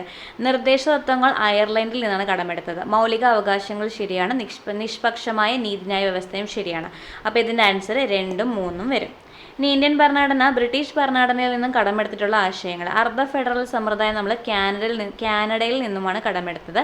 കേവല ഭൂരിപക്ഷ സമ്പ്രദായവും നിയമനിർമ്മാണ പ്രക്രിയ അല്ലെങ്കിൽ പാർലമെൻറ്റ്, അത് രണ്ടും നമ്മൾ ബ്രിട്ടനിൽ നിന്നാണ്. അപ്പോൾ 2ഉം 3ഉം ബ്രിട്ടനാണ്. പിന്നെ speaker, CAG control and auditor general, ഇതെല്ലാം നമ്മൾ എവിടെ നിന്നാണ്? ബ്രിട്ടനിൽ നിന്നാണ് കടമെടുത്തത്. റിട്ട്, അതെല്ലാം ബ്രിട്ടനാണ്. ഇനി ഭരണഘടനയിലെ 19ാം വകുപ്പ് പ്രകാരം ശരിയായ പ്രസ്താവന ഏത്? സഞ്ചാര സ്വാതന്ത്ര്യം, വിദ്യാഭ്യാസത്തിനുള്ള സ്വാതന്ത്ര്യം, സംഘടന രൂപീകരിക്കാനുള്ള സ്വാതന്ത്ര്യം. ഇതിലേതാണ് ആൻസർ? ബി, ഓപ്ഷൻ ബി 1ഉം 3ഉമാണ് ശരിയായിട്ടുള്ളത്. വിദ്യാഭ്യാസത്തിനുള്ള സ്വാതന്ത്ര്യം ഇതിൽ പറയുന്നില്ല, 19 പറയുന്നില്ല. അതൊരു മൗലിക കർത്തവ്യങ്ങളിൽ വരുന്നതാണ് വിദ്യാഭ്യാസത്തിനുള്ള സ്വാതന്ത്ര്യം. പിന്നെ 21Aയിലും 45ലൊക്കെ ഇത് പറയുന്നുണ്ട് വിദ്യാഭ്യാസ സ്വാതന്ത്ര്യത്തെ പറ്റിയിട്ട്. അടുത്ത, ദേശീയ മനുഷ്യാവകാശ കമ്മീഷനുമായി ബന്ധപ്പെട്ട് താഴെ പറയുന്ന ശരിയായ പ്രസ്താവന ഏത്? കമ്മീഷനിൽ 5 അംഗങ്ങളാണുള്ളത്. സുപ്രീം കോടതിയിലെ മുൻ ജഡ്ജി ഒരു അംഗമാണ്. ഹൈക്കോടതിയിലെ മുൻ ജഡ്ജി മറ്റൊരു അംഗമാണ്. ഇതിൽ ശരിയായിട്ടുള്ളത് ഓപ്ഷൻ ഓക്കെ. ഇതിൻ്റെ ആൻസർ 1ഉം 2ഉമാണ് ശരിയായിട്ടുള്ളത്. പക്ഷേ ഇതിലൊരു മിസ്മാച്ച് ഉണ്ട്. കമ്മീഷനിൽ 5 അംഗങ്ങളാണുള്ളത്, 5 മറ്റംഗങ്ങളാണ്. ശരിക്കും ചെയർപേഴ്സണും കൂടെ കൂട്ടിയിട്ട് കമ്മീഷനിൽ 6 അംഗങ്ങളെന്നാണ് പറയാറുള്ളത്. അതായത് ചെയർപേഴ്സണും 5 മറ്റംഗങ്ങളും അങ്ങനെയാണ് പറയുന്നത്. അപ്പോൾ ഇതിൽ ചെറുതായിട്ടൊരു ഇതായിട്ട് വരാം. പിന്നെ സുപ്രീം കോടതി മുൻ ജഡ്ജി ഇതിലൊരു അംഗമാണ്. ഹൈക്കോടതി മുൻ ജഡ്ജി അല്ല, ഹൈക്കോടതി മുൻ ചീഫ് ജസ്റ്റിസ് അല്ലെങ്കിൽ സിറ്റിംഗ് ചീഫ് ജസ്റ്റിസോ അവരാണ് ഇതിലംഗം കേട്ടോ. അപ്പോൾ ഒരെണ്ണം സുപ്രീം കോടതി മുൻ ജഡ്ജി അല്ലെങ്കിൽ സിറ്റിംഗ് ജഡ്ജി ആവാം. ഹൈക്കോടതി മുൻ ചീഫ് ജസ്റ്റിസ് അല്ലെങ്കിൽ സിറ്റിംഗ് ചീഫ് ജസ്റ്റിസ് ആവാം. ബാക്കി 3 പേര് മനുഷ്യാവകാശത്തിൽ പ്രാതിനിധ്യമുള്ള 3 വ്യക്തികളായിരിക്കണം. അതിലൊരാൾ സ്ത്രീകളുമായിരിക്കണം. ഇതാണ് ഇവരുടെ ഘടന എന്ന് പറയുന്നത്. അപ്പോൾ അത് കമ്മീഷനിൽ 5 അംഗങ്ങളിൽ മൊത്തം ശരിക്കും പറഞ്ഞാൽ 6 അംഗങ്ങളാണ് ഉള്ളത്. ഇനി കേവല ഭൂരിപക്ഷ സമ്പ്രദായവുമായി ബന്ധപ്പെട്ട ശരിയായ പ്രസ്താവന ഏതാണ്? ഈ സമ്പ്രദായത്തിൽ ഒരു പാർട്ടിക്ക് പാർലമെൻറ്റിൽ കൂടുതൽ സീറ്റുകൾ എന്നാൽ കുറച്ച് വോട്ടുകൾ ലഭിക്കാം. ഒരു പാർട്ടിക്ക് ലഭിക്കുന്ന വോട്ടുകളും സീറ്റുകളും തുല്യമായിരിക്കും. കേവല ഭൂരിപക്ഷ സമ്പ്രദായത്തിന് ഉദാഹരണം ബ്രിട്ടനും ഇന്ത്യയുമാണ്. ഇതിന് ആൻസർ 1ഉം 3ഉമാണ് ശരി കേട്ടോ. 1ഉം 3ഉമാണ്. അതായത് ഒരു പാർട്ടിക്ക് ലഭിക്കുന്ന വോട്ടുകളും സീറ്റുകളും തുല്യമാകുന്നത് ആനുപാതിക സമ്പ്രദായത്തിലാണ്. വോട്ടുകൾക്ക് ആനുപാതികമായിട്ട് സീറ്റ് കിട്ടുന്നത് ആനുപാതിക വോട്ടിംഗ് സമ്പ്രദായത്തിലാണ്, ഇതിലല്ല. അപ്പോൾ ഇത് കേവല ഭൂരിപക്ഷം നമ്മൾ നേരത്തെ പറഞ്ഞു, നമ്മൾ കടമെടുത്തിരിക്കുന്നത് തന്നെ ബ്രിട്ടനിൽ നിന്നാണ്. അപ്പോൾ ബ്രിട്ടനും ഇന്ത്യക്കുമാണ് കേവല ഭൂരിപക്ഷ സമ്പ്രദായം ഉള്ളത്. ഇനി തെരഞ്ഞെടുപ്പ് കമ്മീഷനുമായി ബന്ധപ്പെട്ട ശരിയായ പ്രസ്താവന ഏതൊക്കെയാണ്? ഇന്ത്യൻ തെരഞ്ഞെടുപ്പ് കമ്മീഷൻ അധ്യക്ഷൻ മുഖ്യ തെരഞ്ഞെടുപ്പ് കമ്മീഷണറാണ്. അത് പിന്നെ അറിയാലോ, മുഖ്യ തെരഞ്ഞെടുപ്പ് കമ്മീഷണറാണ്. മുഖ്യ തെരഞ്ഞെടുപ്പ് കമ്മീഷണറും മറ്റംഗങ്ങളും തുല്യ അധികാരികളാണ്. അത് ശരിയാണ്. 3 പേർക്കും, അതായത് ഒരു മുഖ്യ തെരഞ്ഞെടുപ്പ് കമ്മീഷണർ ഉണ്ടാവും, ബാക്കി 2 കമ്മീഷണേഴ്സും ഉണ്ടാവും. ഇവർക്ക് 3 പേർക്കും തുല്യ അധികാരങ്ങളായിരിക്കും ഉണ്ടാകുന്നത്. ഇനി ഏതെങ്കിലും ഒരു അഭിപ്രായ ഭിന്നത വന്നു കഴിഞ്ഞാൽ ഭൂരിപക്ഷം ആരുടെ ഏത് സൈഡാണോ അതിൽ വെച്ചിട്ടായിരിക്കും അവർ തീരുമാനങ്ങൾ മുന്നോട്ട് കൊണ്ടുപോകുന്നത്. ഇനി അംഗങ്ങളെ നിയമിക്കുന്ന ഇന്ത്യൻ പ്രസിഡന്റാണ്. അതും ശരിയാണ് കേട്ടോ. ഓപ്ഷൻ എല്ലാം ശരിയാണെന്നാണ് ഇതിൽ ഉള്ളത്. ഇനി ഉപരാഷ്ട്രപതിയുമായി ബന്ധപ്പെട്ട് താഴെ പറയുന്ന പ്രസ്താവനകളിൽ ഏതൊക്കെയാണ് ശരി? ഉപരാഷ്ട്രപതിയെ 5 വർഷത്തേക്കാണ് തിരഞ്ഞെടുക്കുന്നത്. ഇനി ഉപരാഷ്ട്രപതി രാജ്യസഭ അധ്യക്ഷനാണ്. പ്രസിഡന്റിനെ തിരഞ്ഞെടുക്കുന്നത് പോലെയാണ് ഉപരാഷ്ട്രപതി തിരഞ്ഞെടുക്കുന്നത്. ഓക്കെ, ഇതിൽ നമ്മുടെ പ്രൊവിഷണൽ ആൻസർ കീ അനുസരിച്ച് ഓപ്ഷൻ ഡി ആണ് ശരിയായിട്ടുള്ളത്. ഉപരാഷ്ട്രപതി 5 വർഷത്തേക്ക് തന്നെയാണ് തിരഞ്ഞെടുക്കുന്നത്. ഉപരാഷ്ട്രപതി രാജ്യസഭയുടെ അധ്യക്ഷനാണ്. ഇനി പ്രസിഡന്റിനെ തിരഞ്ഞെടുക്കുന്നത് പോലെയാണ് ഉപരാഷ്ട്രപതി തിരഞ്ഞെടുക്കുന്നതെന്ന് ചോദിച്ചാൽ ആനുപാതിക പ്രാതിനിധ്യ വോട്ടിംഗ് സമ്പ്രദായത്തിലൂടെയാണ് 2 പേരെയും തിരഞ്ഞെടുക്കുന്നത്. പരോക്ഷമായിട്ട് തന്നെയാണ് തിരഞ്ഞെടുക്കുന്നത്. ഇതെല്ലാം ശരിക്കും രീതി പറയുമ്പോൾ ശരിയാണ്. പക്ഷേ ഒരു ഡിഫറൻസ് ഉണ്ട്. ഇവരുടെ ഇലക്ട്രൽ കോളേജ് വ്യത്യാസമുണ്ട്. അതായത് പ്രസിഡന്റിന് ഇലക്ട്രൽ കോളേജ് എന്ന് പറയുമ്പം നമ്മുടെ ലോകസഭയിലെ രാജ്യസഭയിലെയും തിരഞ്ഞെടുക്കപ്പെട്ട അംഗങ്ങളും നിയമസഭയിലെ തിരഞ്ഞെടുക്കപ്പെട്ട അംഗങ്ങളും വരുന്നുണ്ട്. എന്നാൽ ഉപരാഷ്ട്രപതി തിരഞ്ഞെടുപ്പിൽ ലോകസഭയിലെ രാജ്യസഭയിലെ മുഴുവൻ അംഗങ്ങളും വരുന്നുണ്ട്. പക്ഷെ അത് ആ ഒരു ഇലക്ട്രൽ കോളേജിൽ വരുന്ന വ്യത്യാസമാണ്. പക്ഷേ തിരഞ്ഞെടുക്കുന്നത് പോലെ എന്ന് പറയുമ്പോൾ പരോക്ഷമായിട്ടാണ് 2 പേരും തിരഞ്ഞെടുക്കുന്നത്. ആനുപാതിക പ്രാതിനിധ്യ വോട്ടിങ്ങിലൂടെയാണ് തിരഞ്ഞെടുക്കപ്പെടുന്നത്. അങ്ങനെ നോക്കുമ്പോൾ എന്താണ് ശരിയായിട്ട് വേണമെങ്കിൽ നമുക്ക് പറയാം. ഇത് എൻ്റെ മാത്രം അനാലിസിസിൽ പറഞ്ഞതാണ്. ചിലപ്പോൾ ഇതിൽ രീതി എന്ന് പറയുന്നില്ലല്ലോ, തിരഞ്ഞെടുപ്പ് രീതി എന്ന് പറയുന്നില്ല. അപ്പോൾ അതിൽ നമ്മുടെ അംഗങ്ങളെ, അതിൽ തിരഞ്ഞെടുക്കപ്പെടുന്ന ആൾക്കാരെയും ഉൾപ്പെടുത്തിക്കൊണ്ട് ഓറലായിട്ട് പറയാൻ പറ്റുള്ളായിരിക്കും. അപ്പോൾ അങ്ങനെ തന്നെ നോക്കുക. ഫൈനൽ കീ ഒന്നുകൂടെ ചെക്ക് ചെയ്തിട്ട് പഠിക്കുക കേട്ടോ. അടുത്ത ഭരണഘടനയിലെ 73ാം ഭേദഗതിയുമായി ബന്ധപ്പെട്ട ശരിയായ പ്രസ്താവന ഏതാണ്? പഞ്ചായത്ത് രാജ് സമ്പ്രദായത്തെക്കുറിച്ച് പ്രതിപാദിക്കുന്നു. ശരിയാണ്. 12ാം ഷെഡ്യൂളിൽ 73ാം ഭേദഗതി ഉൾപ്പെടുത്തിയിരിക്കുന്നു. അത് തെറ്റാണ്. മുനിസിപ്പാലിറ്റിയാണ് 12ാം ഷെഡ്യൂളിൽ, ഇത് 11ാം ഷെഡ്യൂളാണ്. ത്രിതല ഭരണ സംവിധാനം പ്രദാനം ചെയ്യുന്നു. അതും ശരിയാണ്. അപ്പോൾ ഇതിൽ 1ഉം 3ഉമാണ് ശരിയായിട്ടുള്ളത്. ഇനി എൻഫോഴ്സ്മെൻറ്റ് ഡയറക്ടറുമായി ബന്ധപ്പെട്ട ശരിയായ പ്രസ്താവന ഏതാണെന്നാണ് അടുത്ത ക്വസ്റ്റ്യൻ. സാമ്പത്തിക കുറ്റകൃത്യ രഹസ്യാന്വേഷണവുമായി ബന്ധപ്പെട്ട് രൂപീകരിക്കപ്പെട്ടതാണ്. ശരിയാണ്. ധനകാര്യ മന്ത്രാലയത്തിലെ റവന്യൂ വകുപ്പിൻ്റെ ഭാഗമായിട്ടാണ് പ്രവർത്തിക്കുന്നത്. അത് ശരിയാണ്. രാഹുൽ നവീനാണ് ഇപ്പോഴത്തെ പ്രത്യേക ഡയറക്ടറുടെ ചുമതല വഹിക്കുന്നത്. അതും ശരിയാണ്. രാഹുൽ നവീനാണ്. കറണ്ട് അഫെയർ ആണ് ഇത് കേട്ടോ. രാഹുൽ നവീൻ അവർ ഡയറക്റ്റ് ചോദിക്കാണ്ട് എന്ത് ചെയ്തു? 3 സ്റ്റേറ്റ്മെൻറ്റ് വെച്ച് ചോദിച്ചു. അപ്പോൾ ഇത് കറണ്ട് അഫെയറിൽ ഉൾപ്പെടുത്താവുന്ന ക്വസ്റ്റ്യനാണ്. അടുത്ത ക്വസ്റ്റ്യൻ. താഴെ പറയുന്ന പ്രസ്താവനയിൽ ശരിയായി തിരഞ്ഞെടുക്കാം. മുഖ്യമന്ത്രിയെ നിയമിക്കുന്നത് സംസ്ഥാന ഗവർണറാണ്. മുഖ്യമന്ത്രിയെ നിയമിക്കുന്നത് ആര് തന്നെയാണ്? സംസ്ഥാന ഗവർണറാണ്. അത് ശരിയായിട്ടുള്ളതാണ്. ഇനി മന്ത്രിസഭയെ ഗവർണർ മുഖ്യമന്ത്രിയുടെ ഉപദേശപ്രകാരം നിയമിക്കുന്നു. അത് ശരിയാണ്. മന്ത്രിസഭയെ നിയമിക്കുന്നത് ഗവർണർ തന്നെയാണ് മുഖ്യമന്ത്രിയുടെ ഉപദേശപ്രകാരം. മന്ത്രിസഭയ്ക്ക് ഗവർണറുടെ കൂട്ടുത്തരവാദിത്തമുണ്ട്. അതെന്താണ്? അത് തെറ്റായിട്ടുള്ള പ്രസ്താവനയാണ്. മന്ത്രിസഭയ്ക്ക് ജനങ്ങളോടല്ലേ കൂട്ടുത്തരവാദിത്തമുള്ളത്? അവരെ തിരഞ്ഞെടുത്ത് വിടുന്നത് നമ്മളാണ്. അപ്പം ജനങ്ങളോടാണ് മന്ത്രിസഭയ്ക്ക് കൂട്ടുത്തരവാദിത്തം ഉണ്ടായിരിക്കേണ്ടത്. ഇനി ചുവടെ ചേർക്കുന്ന പ്രസ്താവന ശരിയേത്? കേന്ദ്ര മന്ത്രിസഭയുടെ ഉപദേശപ്രകാരം രാഷ്ട്രപതിയാണ് ഗവർണറെ നിയമിക്കുന്നത്. കേന്ദ്രമന്ത്രിസഭയുടെ ഉപദേശപ്രകാരം രാഷ്ട്രപതിയാണ് തിരഞ്ഞെടുക്കുന്നത്. ശരിയാണ്. ഭരണകാര്യങ്ങളിൽ ഗവർണർ മുഖ്യമന്ത്രിയെ സഹായിക്കുന്നു. അത് തെറ്റാണ്. ഭരണകാര്യങ്ങളിൽ ശരിക്കും ഗവർണറെ സഹായിക്കുന്നത് മുഖ്യമന്ത്രിയാണ്. അവിടെയാണെങ്കിൽ പ്രൈം മിനിസ്റ്റർ പ്രസിഡന്റിനെ സഹായിക്കും. അങ്ങനെയാണ് വരുന്നത്. അപ്പോൾ ഇത് തെറ്റായിട്ടുള്ള സ്റ്റേറ്റ്മെൻ്റ് ആണ്. സംസ്ഥാന ഭരണനിർവഹണ വിഭാഗത്തിൻ്റെ തലവൻ അത് ഗവർണർ തന്നെയാണ്. യഥാർത്ഥ തലവൻ ചോദിച്ചാൽ മുഖ്യമന്ത്രിയാണ്. പക്ഷെ തലവൻ എന്ന് ചോദിക്കുമ്പോൾ അത് ആര് തന്നെയാണ്? ഗവർണർ തന്നെയാണ്. അപ്പോൾ ഓപ്ഷൻ 1ഉം 3ഉം ശരിയാണ്. ഓപ്ഷൻ എ ആണ്.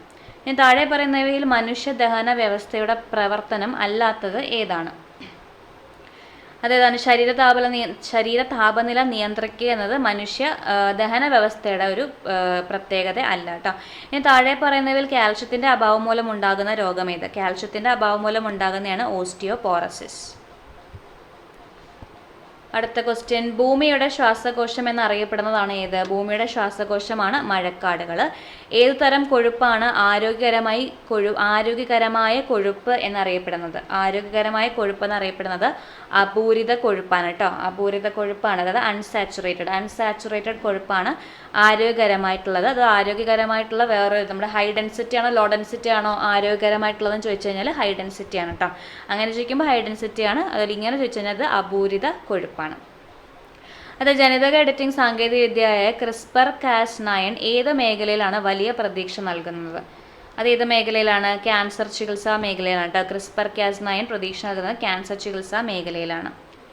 CRISPR-Cas9 genetic sisters എന്നറിയപ്പെടുന്നതാണ്. ഇതിന് 2020 കെമിസ്ട്രിക്കുള്ള നോബൽ പ്രൈസ് കിട്ടിയിട്ടുണ്ട്. ജെന്നിഫർ ഡൗട്ട്നിക്കും ഇമാനുവൽ കാർപെൻറ്ററിനുമാണ് നോബൽ പ്രൈസ് കിട്ടിയത് കേട്ടോ. കെമിസ്ട്രിക്കുള്ള നോബൽ പ്രൈസ് ആണ് 2020. ഇമാനുവൽ കാർപെൻറ്ററിനും നമ്മുടെ ജെന്നിഫർ ഡൗട്ട്നിക്കുമാണ് ഇതിനുള്ള നോബൽ പ്രൈസ് കിട്ടിയത്. SCRT ഫാക്ട് ആണ് കേട്ടോ. SCRTയിൽ ഈ ഫാക്ട് ഉണ്ട്. ഇനി മനുഷ്യ ശരീരത്തിലെ ഏറ്റവും വലിയ ധമനി ചോദിച്ചാൽ അത് അയോർട്ടയാണ്. ഇനി ഡെങ്കിപ്പനി പരത്തുന്ന ഏത് തരം കൊതുകുകളാണ്? ഡെങ്കിപ്പനി പകർത്തുന്നത് ഏത് തരം കൊതുകുകളാണ്? ഈഡിസ് ഈജിപ്റ്റ് ആണ് കേട്ടോ. ഈഡിസ് ഈജിപ്റ്റ് ആണ് ഡെങ്കിപ്പനി പകർത്തുന്നത്. ലോകാരോഗ്യ സംഘടനയുടെ ആസ്ഥാനം എവിടെയാണ്? ജനീവ, സ്വിറ്റ്സർലാൻഡ് ആണ് കേട്ടോ. ലോകാരോഗ്യ സംഘടന ആസ്ഥാനം ജനീവ, സ്വിറ്റ്സർലാൻഡ് ആണ്. ഇനി ലോകാരോഗ്യ സംഘടന ഫോം ചെയ്ത വർഷം ചോദിച്ചാൽ 1948 ഏപ്രിൽ 7 ആണ് കേട്ടോ. ലോകാരോഗ്യ സംഘടന ഫോം ചെയ്തത് 1948 ഏപ്രിൽ 7 ഏപ്രിൽ 7 നമ്മൾ വേൾഡ് ഹെൽത്ത് ഡേ ആയിട്ട് ആചരിക്കുന്നുണ്ട്. 2024 തീം ചോദിച്ചാൽ മൈ ഹെൽത്ത് മൈ റൈറ്റ് ആണ്. ഓക്കെ, ഇനി അടുത്ത ക്വസ്റ്റ്യനിലോട്ട് പോവാം. ഗുരുത്വാകർഷണം മൂലമുള്ള ത്വരണത്തെ സംബന്ധിച്ച് താഴെ പറയുന്ന പ്രസ്താവനയിൽ ശരിയായത് ഏത്? ധ്രുവപ്രദേശങ്ങളിൽ ജിക്ക് പരമാവധി മൂല്യമാണ്. അതെ, ധ്രുവപ്രദേശങ്ങളാണ് ജിക്ക് മാക്സിമം വാല്യൂ. ഭൂമധ്യരേഖാ പ്രദേശത്ത് ജിക്ക് പരമാവധി മൂല്യമാണ്. തെറ്റാണ്. ഭൂമധ്യരേഖാ പ്രദേശത്ത് ജിയുടെ വാല്യൂ കുറഞ്ഞു വരും. ഏറ്റവും കുറവാണ്. ഇനി ഭൂകേന്ദ്രത്തിൽ ജിയുടെ വാല്യൂ ചോദിച്ചാൽ 0 ആയിരിക്കും. അപ്പോൾ അത് ശരിയാണ്. അത് 1ഉം 3യുമാണ് ഇതിൽ ശരിയായിട്ടുള്ള സ്റ്റേറ്റ്മെൻറ്റ്. 1ഉം 3യുമാണ്. ഇനി h ഉയരത്തിൽ നിന്നും താഴേക്ക് പതിക്കുന്ന ഒരു വസ്തു പകുതി ദൂരം, അതായത് h/2 സഞ്ചരിച്ച് കഴിയുമ്പോൾ അതിൻ്റെ സ്ഥിതികോർജ്ജവും ഗതികോർജ്ജവും തമ്മിലുള്ള അനുപാതം എന്തായിരിക്കും എന്ന് ചോദിച്ചാൽ അത് ഈക്വൽ ആയിരിക്കും കേട്ടോ. അപ്പം 1:1 ആണ്. പകുതി ദൂരം എത്തുമ്പോൾ ഈക്വൽ ആണ്. അതായത് നമ്മൾ ഒരു വസ്തു മുകളിലോട്ട് എറിയുകയാണെങ്കിൽ അതിൻ്റെ പൊട്ടൻഷ്യൽ എനർജി കൂടി വരും. കൈനറ്റിക് എനർജി കുറഞ്ഞു വരും. ഇനി ഒരു വസ്തു താഴേക്ക് വരികയാണെങ്കിൽ അതിൻ്റെ പൊട്ടൻഷ്യൽ എനർജി കുറയും, കൈനറ്റിക് എനർജി കൂടി വരും. ഇതാണ് ഒന്ന് ആലോചിക്കേണ്ടത്. മുകളിലോട്ട് പോകുമ്പോൾ നമ്മുടെ ജിക്ക് എഗെയിൻസ്റ്റ് ആയിട്ടല്ലേ നമ്മൾ പോകുന്നത്. അപ്പോൾ ജിക്ക് എഗെയിൻസ്റ്റ് ആയിട്ട് പോകുമ്പം PE എന്നത് -mgh ആയിരിക്കും. അതുകൊണ്ട് തന്നെ പൊട്ടൻഷ്യൽ എനർജി സ്ഥിതികോർജ്ജം കുറയായിരിക്കും. എന്നാൽ ഒരു വസ്തു ഫ്രീ ഫോൾ ചെയ്യുമ്പോൾ, താഴേക്ക് ഫോൾ ചെയ്യുമ്പോൾ PE എന്തായിരിക്കും? അത് നമ്മുടെ ജീൻ്റെ അതേപോലെ രീതിയിൽ വരുന്നതുകൊണ്ട് തന്നെ ഞാൻ ഒന്നുകൂടെ പറയാം. ഇത് അങ്ങോട്ടോട്ട് മാറിപ്പോയെന്ന് ഒന്നുകൂടെ പറയാവേ. അത് ഇപ്പോൾ പറഞ്ഞതൊന്നും വായിച്ചോളഞ്ഞോ. ഓക്കെ, ഒരു ബോഡി നമ്മൾ h ഹൈറ്റിലേക്ക് എറിയുമ്പം അതിൻ്റെ എന്താണ്? അതിൻ്റെ പൊട്ടൻഷ്യൽ എനർജിക്ക് എന്ത് സംഭവിക്കുന്നത് വെച്ചാൽ പൊട്ടൻഷ്യൽ എനർജി ഇൻക്രീസ് ചെയ്യുകയാണ് കേട്ടോ. പൊട്ടൻഷ്യൽ എനർജി ഇൻക്രീസ് ചെയ്യണം. കാരണം ഹൈറ്റ് കൂടുന്നുണ്ട്. അങ്ങനെയാണ് കേട്ടോ. ഹൈറ്റ് കൂടുന്നതുകൊണ്ട് പൊട്ടൻഷ്യൽ എനർജി ഇൻക്രീസ് ചെയ്യാണ്. കൈനറ്റിക് എനർജി ഡിക്രീസ് ചെയ്യാണ്. കൈനറ്റിക് എനർജി എന്ന് പറയുമ്പോൾ 12mv² അല്ലേ. നമ്മൾ മുകളിലേക്ക് എറിയുമ്പോൾ വെലോസിറ്റി കുറവായിരിക്കുമല്ലോ. കാരണം ജീൻ്റെ ഒരു ഇൻഫ്ലുവൻസ് ഉള്ളതുകൊണ്ട് ബോഡിക്ക് താഴോട്ട് വരാനുള്ള ടെൻഡൻസി ആയിരിക്കും. അപ്പം കമ്പാരിറ്റീവ്ലി ഫ്രീ ഫോളിനെ അപേക്ഷിച്ച് നോക്കുമ്പോൾ v കുറവായിരിക്കും. അപ്പോൾ അതുകൊണ്ട് തന്നെ കൈനറ്റിക് എനർജി മുകളിലേക്ക് പോകുന്ന ഒരു വസ്തുവിൻ്റെ കൈനറ്റിക് എനർജി കുറയുകയും പൊട്ടൻഷ്യൽ എനർജി കൂടുകയും ചെയ്യണം. നമുക്കറിയാം ഒരു ഡാമിലൊക്കെ നമ്മൾ വെള്ളം കെട്ടി നിർത്തിക്കുകയാണെങ്കിൽ അതിന് സ്ഥിതികോർജ്ജമാണ് ഉണ്ടാകുന്നത്. അപ്പോൾ ഒരു വസ്തു മുകളിൽ നിൽക്കുന്ന ഒരു വസ്തു ആണെങ്കിൽ തന്നെ അതിന് പൊട്ടൻഷ്യൽ എനർജിയാണ് ഉള്ളത്, കൈനറ്റിക് എനർജി അല്ല. അപ്പോൾ മുകളിലേക്ക് പോകുമ്പോൾ പൊട്ടൻഷ്യൽ എനർജി കൂടി വരികയും കൈനറ്റിക് എനർജി കുറഞ്ഞു വരികയാണ് ചെയ്യുന്നത്. ഒരു ബോഡി ഫ്രീ ഫോൾ ചെയ്യുമ്പോൾ, താഴേക്ക് വീഴുമ്പോൾ അതിൻ്റെ വെലോസിറ്റി കൂടുകയല്ലേ ചെയ്യുന്നത്. അതുകൊണ്ട് തന്നെ കൈനറ്റിക് എനർജി കൂടുകയും ചെയ്യും, പൊട്ടൻഷ്യൽ എനർജി കുറയുകയുമാണ് ചെയ്യുന്നത്. ഹൈറ്റ് കുറഞ്ഞു വരും അല്ലേ. അപ്പോൾ പൊട്ടൻഷ്യൽ എനർജി കുറഞ്ഞു വരികയാണ് ചെയ്യുന്നതെന്ന് പഠിക്കുക കേട്ടോ. ഇനി ഒരു ബോഡി ഏറ്റവും മാക്സിമം ഹൈറ്റിൽ എത്തിക്കഴിഞ്ഞാൽ അതിൻ്റെ പൊട്ടൻഷ്യൽ എനർജി മാക്സിമം ആയിരിക്കും കേട്ടോ. അതായത് മാക്സിമം ഹൈറ്റിൽ വെക്കുമ്പോൾ h ഹൈറ്റ് ആണല്ലോ. അപ്പോൾ mgh മാക്സിമം ഹൈറ്റിൽ എത്തിയോണ്ട് തന്നെ അവിടെ പൊട്ടൻഷ്യൽ എനർജി മാക്സിമം ആണ്. വേണമെങ്കിൽ അത് ചോദിക്കാം. ഒരു ബോഡീനെ നമ്മൾ മുകളിലേക്ക് എറിഞ്ഞിട്ട് അത് മാക്സിമം ഹൈറ്റിൽ എത്തി നിൽക്കുമ്പോൾ അവിടുത്തെ പൊട്ടൻഷ്യൽ എനർജി ആണോ കൈനറ്റിക് എനർജി ആണോ മാക്സിമം, അതോ ഈക്വൽ ആണോ എന്നൊക്കെ ചോദിച്ചാൽ പൊട്ടൻഷ്യൽ എനർജി അവിടെ മാക്സിമം ആയിരിക്കും, കൈനറ്റിക് എനർജി അവിടെ 0 ആയിരിക്കും കേട്ടോ.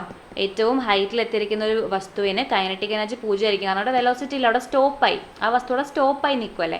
അപ്പോൾ അവിടെ വെലോസിറ്റി ഇല്ല, അതുകൊണ്ട് അവിടെ കൈനറ്റിക് എനർജി 0വും പൊട്ടൻഷ്യൽ എനർജി മാക്സിമം ആയിരിക്കും. ഇനി താഴേക്ക് വീഴുന്ന ഒരു വസ്തുവിൻ്റെ കേസ് വെച്ച് കഴിഞ്ഞാൽ താഴെ വരുമ്പോൾ എന്താവും? പൊട്ടൻഷ്യൽ എനർജി 0 ആവും. താഴെ വന്നല്ലോ, അപ്പോൾ ഹൈറ്റ് 0 അല്ലേ. ഹൈറ്റ് 0 ആകുമ്പോൾ പൊട്ടൻഷ്യൽ എനർജി 0 ആവുമെന്ന് പഠിച്ചു വെക്കാം. ഇനി നടുക്ക് വരുമ്പോൾ അതായത് h/2 ഹൈറ്റിൽ ഈ പൊട്ടൻഷ്യൽ എനർജിയും കൈനറ്റിക് എനർജിയും ഈക്വൽ ആയിരിക്കും. കൈനറ്റിക് എനർജിയും പൊട്ടൻഷ്യൽ എനർജി എന്തായിരിക്കും? h/2 ഹൈറ്റിൽ നടുക്ക് വരുമ്പോൾ അത് ഈക്വൽ ആയിരിക്കും എന്നുകൂടി ആലോചിച്ച് വെക്കാം. ഇനി അടുത്ത ക്വസ്റ്റ്യൻ ആണ്, താഴെ പറയുന്ന മാധ്യമങ്ങളെ അവയിലൂടെയുള്ള ശബ്ദതരംഗങ്ങളുടെ പ്രവേഗത്തിന്റെ അടിസ്ഥാനത്തിൽ ആരോഹണ ക്രമത്തിൽ എഴുതുക. അതായത് ഇൻക്രീസിങ് ഓർഡർ, അസെൻഡിങ് ഓർഡറിൽ എഴുതാനാണ് പറഞ്ഞേക്കുന്നത്. ഇതിന് ആൻസർ ഓപ്ഷൻ എ ആണ് കേട്ടോ. ഓപ്ഷൻ എ ആണ്. അതായത് ഏറ്റവും കൂടുതൽ സ്പീഡ് വായുവിലായിരിക്കും, അതിനുശേഷം ശുദ്ധജലത്തിലായിരിക്കും, പിന്നെ സമുദ്രജലത്തിലായിരിക്കും. അതായത് സാന്ദ്രത കൂടുന്ന അനുസരിച്ച് സ്പീഡ് ഓഫ് ലൈറ്റ് കുറഞ്ഞു വരുന്നു. അങ്ങനെയാണല്ലോ, സാന്ദ്രത കൂടുമ്പോൾ സ്പീഡ് ഓഫ് ലൈറ്റ് കുറഞ്ഞു വരും. സമുദ്രജലത്തിനാണ് ശുദ്ധജലത്തെക്കാൾ സാന്ദ്രത കൂടുതൽ, അതുകൊണ്ട് തന്നെ സ്പീഡ് ഓഫ് ലൈറ്റ് കുറവായിരിക്കും. ഇനി ഇന്ത്യയുടെ സൗരമിഷനായ ആദിത്യ L1 ഭൂമിയിൽ നിന്നുള്ള അകലം, ഭൂമിയും സൂര്യനും തമ്മിലുള്ള അകലത്തിൻ്റെ എത്ര ശതമാനം എന്ന് ചോദിച്ചാൽ അത് 1% കേട്ടോ. 1% ഇതിൻ്റെ ആൻസർ. അടുത്ത ക്വസ്റ്റ്യൻ, താഴെ പറയുന്നതിൽ ഇന്ത്യയിലെ സൗരോർജ്ജ വികസനത്തിനായുള്ള സ്ഥാപനം അല്ലെങ്കിൽ പദ്ധതി അല്ലാത്തത് ഏതെന്നാണ് ക്വസ്റ്റ്യൻ. അത് ഓപ്ഷൻ സി 2 ആണ്. രണ്ടാമത്തത് അതിൽ പെടുന്നില്ല. ബാക്കി NSM-ഉം NISCE ഒക്കെ സൗരോർജ്ജമായിട്ട് ബന്ധപ്പെട്ട കമ്പനികളാണ്. ഈ NLCIL എന്നുള്ളത് നെയ്വേലി ലിഗ്നൈറ്റ് കോർപ്പറേഷൻ ലിമിറ്റഡ് ആണ് കേട്ടോ. കോർപ്പറേഷൻ ഇന്ത്യ ലിമിറ്റഡ് ആണ് NICL. ബാക്കി രണ്ടും സോളാറായിട്ട് ബന്ധപ്പെട്ട സ്ഥാപനങ്ങൾ തന്നെയാണ്. താഴെ പറയുന്നവയിൽ ഏത് സംയുക്തത്തിൻ്റെ നിർമ്മാണത്തിനാണ് സ്പോഞ്ചി അയൺ ഉൽപ്രേരകമായി ഉപയോഗിക്കുന്നത്? അമോണിയയുടെയാണ് കേട്ടോ. ഹേബസ് പ്രക്രിയയിലാണ് ഉപയോഗിക്കുന്നത്. ഇനി കലാമിൻ എന്നത് ഏത് ലോകത്തിൻ്റെ അയിരാണെന്ന് ചോദിച്ചാൽ സിങ്കിൻ്റെയാണ് കലാമിൻ. താഴെ പറയുന്ന തെറ്റായ പ്രസ്താവന ഏത്? ന്യൂട്രോൺ ഇല്ലാത്ത മൂലകമാണ് ഹൈഡ്രജൻ. ശരിയാണ്. ഇലക്ട്രോനെഗറ്റിവിറ്റി ഏറ്റവും കൂടുതലുള്ളത് ഫ്ലൂറിനാണ്. ശരിയാണ്. അറ്റോമിക് നമ്പർ, അറ്റോമിക് മാസ് എന്നിവ വ്യത്യസ്തമായ മൂലകമാണ് ഹൈഡ്രജൻ. തെറ്റാണ്. അത് സെയിം ആയിട്ടുള്ള ഒന്നാണ്. ഹൈഡ്രജൻ്റെ അറ്റോമിക് മാസും അറ്റോമിക് നമ്പറും ഒന്നാണ്. ഹൈഡ്രജൻ ഡ്രൈ സെൽ ഇലക്ട്രോഡായിട്ട് ഉപയോഗിക്കുന്ന മൂലകം സിങ്ക് ആണ് കേട്ടോ. ഡ്രൈ സെല്ലിൽ ഉപയോഗിക്കുന്ന സിങ്ക് തന്നെയാണ്. ഇന്ത്യയിലെ ആദ്യത്തെ ബ്രെയിൻ ഹെൽത്ത് ക്ലിനിക്ക് ആരംഭിച്ച സ്ഥലം ഏതാണ്? ഇന്ത്യയിലെ ആദ്യത്തെ ബ്രെയിൻ ഹെൽത്ത് ക്ലിനിക്ക്. ഓക്കെ, ഇന്ത്യയുടെ ആദ്യത്തെ ബ്രെയിൻ ഹെൽത്ത് ക്ലിനിക്ക് വരുന്നത് ബാംഗ്ലൂരാണ് കേട്ടോ. ബാംഗ്ലൂരാണ്. ജയനഗർ ജനറൽ ഹോസ്പിറ്റലാണ് വരുന്നത്. 2022 CA ആയിട്ട് ബന്ധപ്പെട്ട ക്വസ്റ്റ്യൻ ആണ് കേട്ടോ. ബ്രെയിൻ ഹെൽത്ത് ക്ലിനിക്ക് വരുന്നത് ബാംഗ്ലൂരാണ്. ബാംഗ്ലൂർ. അടുത്ത താഴെ പറയുന്നതിൽ ഏതാണ് ചന്ദ്രയാൻ 3 മിഷൻ്റെ റോവർ? റോവർ പ്രഗ്യാനാണ്. നമ്മുടെ വിക്രമാണ് അതിൻ്റെ ലാൻഡർ എന്ന് പറയുന്നത്. ഇനി കൂത്തിന് ഉപയോഗിക്കുന്ന പ്രധാന വാദ്യം ഏതാണ്? കൂത്തിന് ഉപയോഗിക്കുന്ന പ്രധാന വാദ്യം ചോദിച്ചാൽ ഏതാണ്? മിഴാവാണ് കേട്ടോ. കൂത്തിന് ഉപയോഗിക്കുന്ന പ്രധാന വാദ്യമാണ് മിഴാവ്. കൂത്തിനെന്ന പോലെ നമ്മുടെ കൂടിയാട്ടത്തിന് ഉപയോഗിക്കുന്ന പ്രധാന സംഗീതോപകരണം മിഴാവാണ് കേട്ടോ. അപ്പോൾ കൂത്തിനും കൂടിയാട്ടത്തിനും നമ്മൾ മിഴാവാണ് ഉപയോഗിക്കുന്നത്. പൂർണ്ണ രൂപത്തിൽ കൂടിയാട്ടം അവതരിപ്പിക്കാൻ എടുക്കുന്ന സമയം ചോദിച്ചാൽ 41 ദിവസമാണ് കേട്ടോ. അത് PYQ ആണ്. 41 ദിവസമാണ് കൂടിയാട്ടം അവതരിപ്പിക്കാൻ എടുക്കുന്ന സമയം ചോദിച്ചാൽ. അതേപോലെ നമ്മുടെ തെയ്യത്തിൻ്റെ പ്രാഥമിക ചടങ്ങ് അറിയപ്പെടുന്നത് തോറ്റമാണ്. തെയ്യത്തിൻ്റെ പ്രാഥമിക ചടങ്ങ് അറിയപ്പെടുന്ന തോറ്റമാണ്. പടയണീൻ്റെ പ്രധാന വാദ്യം ചോദിച്ചാൽ തപ്പാണ്. പടയണീൻ്റെ പ്രധാന വാദ്യം ചോദിച്ചു കഴിഞ്ഞാൽ അത് തപ്പാണ്. ഇനി കഥകളി സംഗീതത്തിൽ ഉപയോഗിക്കുന്ന പ്രധാന വാദ്യോപകരണങ്ങൾ ചോദിച്ചാലോ? കഥകളി സംഗീതത്തിൽ ഉപയോഗിക്കുന്ന പ്രധാന വാദ്യോപകരണങ്ങളാണ് ചെണ്ട, മദ്ദളം, ഇടയ്ക്ക, ഇലത്താളം, ചേങ്ങില. ചെണ്ട, മദ്ദളം, ഇടയ്ക്ക, ഇലത്താളം, ചേങ്ങിലയാണ് പ്രധാന വാദ്യോപകരണങ്ങൾ. ഓക്കെ, ഇനി ഇതിൽ പഞ്ചവാദ്യങ്ങൾ ഏതൊക്കെയാണ്? പഞ്ചവാദ്യങ്ങൾ ചോദിച്ചു കഴിഞ്ഞാൽ തിമില, മദ്ദളം, ഇലത്താളം, ഇടയ്ക്ക, കൊമ്പാണ് കേട്ടോ. ഇതിൽ നമ്മുടെ കഥകളിൽ ഉപയോഗിക്കുന്ന ചെണ്ട വരില്ല, ചേങ്ങില വരില്ല. ബാക്കി തിമില എക്സ്ട്രാ വരുന്ന തിമിലയും കൊമ്പുമാണ്. തിമില, മദ്ദളം, ഇലത്താളം, ഇടയ്ക്ക, കൊമ്പ്. അത് പഞ്ചവാദ്യങ്ങൾ വരും. കഥകളിലാണെങ്കിൽ ചെണ്ട, മദ്ദളം, ഇടയ്ക്ക, ഇലത്താളം, ചേങ്ങില വരും. അടുത്ത 1923 രചിക്കപ്പെട്ട ഭൂതരായർ എന്ന നോവലിൻ്റെ കർത്താവ് ആരാണ്? ഓക്കെ, ഇതിൻ്റെ കർത്താവ് രാമവർമ്മൻ അപ്പൻ തമ്പുരാനാണ് കേട്ടോ. ഭൂതരായർ എന്ന നോവലിൻ്റെ കർത്താവ് രാമവർമ്മൻ അപ്പൻ തമ്പുരാനാണ്. വെട്ടത്ത് സമ്പ്രദായം ഏത് കലാരൂപവുമായിട്ട് ബന്ധപ്പെട്ടിരിക്കുന്നത്? കഥകളിയുമായിട്ട് ബന്ധപ്പെട്ടതാണ്. മഹാകവി P. കുഞ്ഞിരാമൻ നായരെ കുറിച്ച് മേഘരൂപൻ എന്ന കവിത എഴുതിയത് ആരാണ്? മേഘരൂപൻ എന്ന കവിത എഴുതിയത് ആറ്റൂർ രവിവർമ്മയാണ് കേട്ടോ. ആറ്റൂർ രവിവർമ്മയാണ്. കേരളം ആദ്യമായി സന്തോഷ് ട്രോഫി ഫുട്ബോൾ കിരീടം നേടിയ വർഷം 1973 കേട്ടോ. ഈ 2024 സന്തോഷ് ട്രോഫി കിട്ടിയത് സർവീസസിനാണ്. ഗോവനെയാണ് തോൽപ്പിച്ചത്. കൊൽക്കട്ടയായിരുന്നു വേദി. പിന്നെ കേരളം ആദ്യമായിട്ട് കിട്ടിയത് 1973 7 തവണ കേരളത്തിന് സന്തോഷ് ട്രോഫി കിട്ടിയിട്ടുണ്ട്. സർവീസസിനും 7 തവണയാണ് കിട്ടിയിട്ടുള്ളത്. 2023 അണ്ടർ 17 ഫിഫ ലോകകപ്പിന് ആതിഥ്യം വഹിച്ച ഏത് രാജ്യമാണ്? അണ്ടർ 17 ഫിഫ ലോകകപ്പിന് ആതിഥ്യം വഹിച്ചത്. ഓക്കെ, ഇതിന് ആതിഥ്യം വഹിച്ച രാജ്യം ഇന്തോനേഷ്യ ആണ് കേട്ടോ. ഇന്തോനേഷ്യയാണ് അണ്ടർ-17 ഫിഫ ലോകകപ്പിന് വേദിയായത്. ഇനി അണ്ടർ-17 ഫിഫ ലോകകപ്പ് ജയിച്ചത് ജർമ്മനിയാണ്. ജർമ്മനി ഫ്രാൻസിനെതിരെ ജയിച്ചതാണ്. നമ്മുടെ 2024 സമ്മർ ഒളിമ്പിക്സിന് വേദിയാകാൻ പോകുന്നതാണ് എവിടെ? പാരീസിലാണ് കേട്ടോ.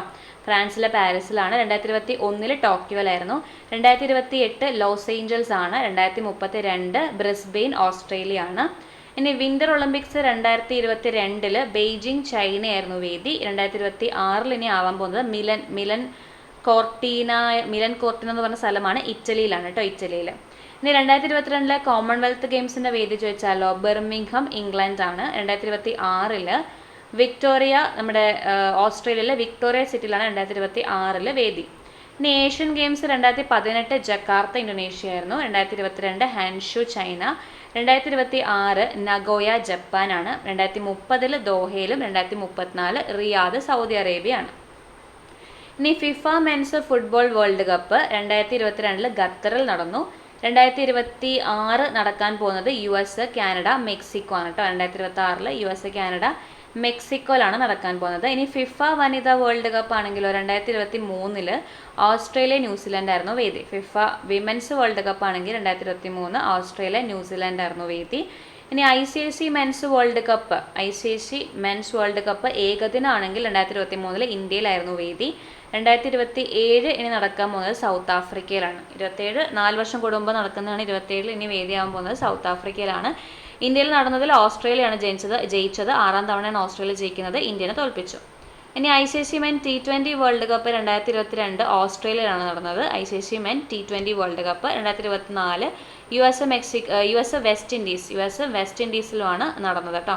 22 ഓസ്ട്രേലിയ നടന്നു.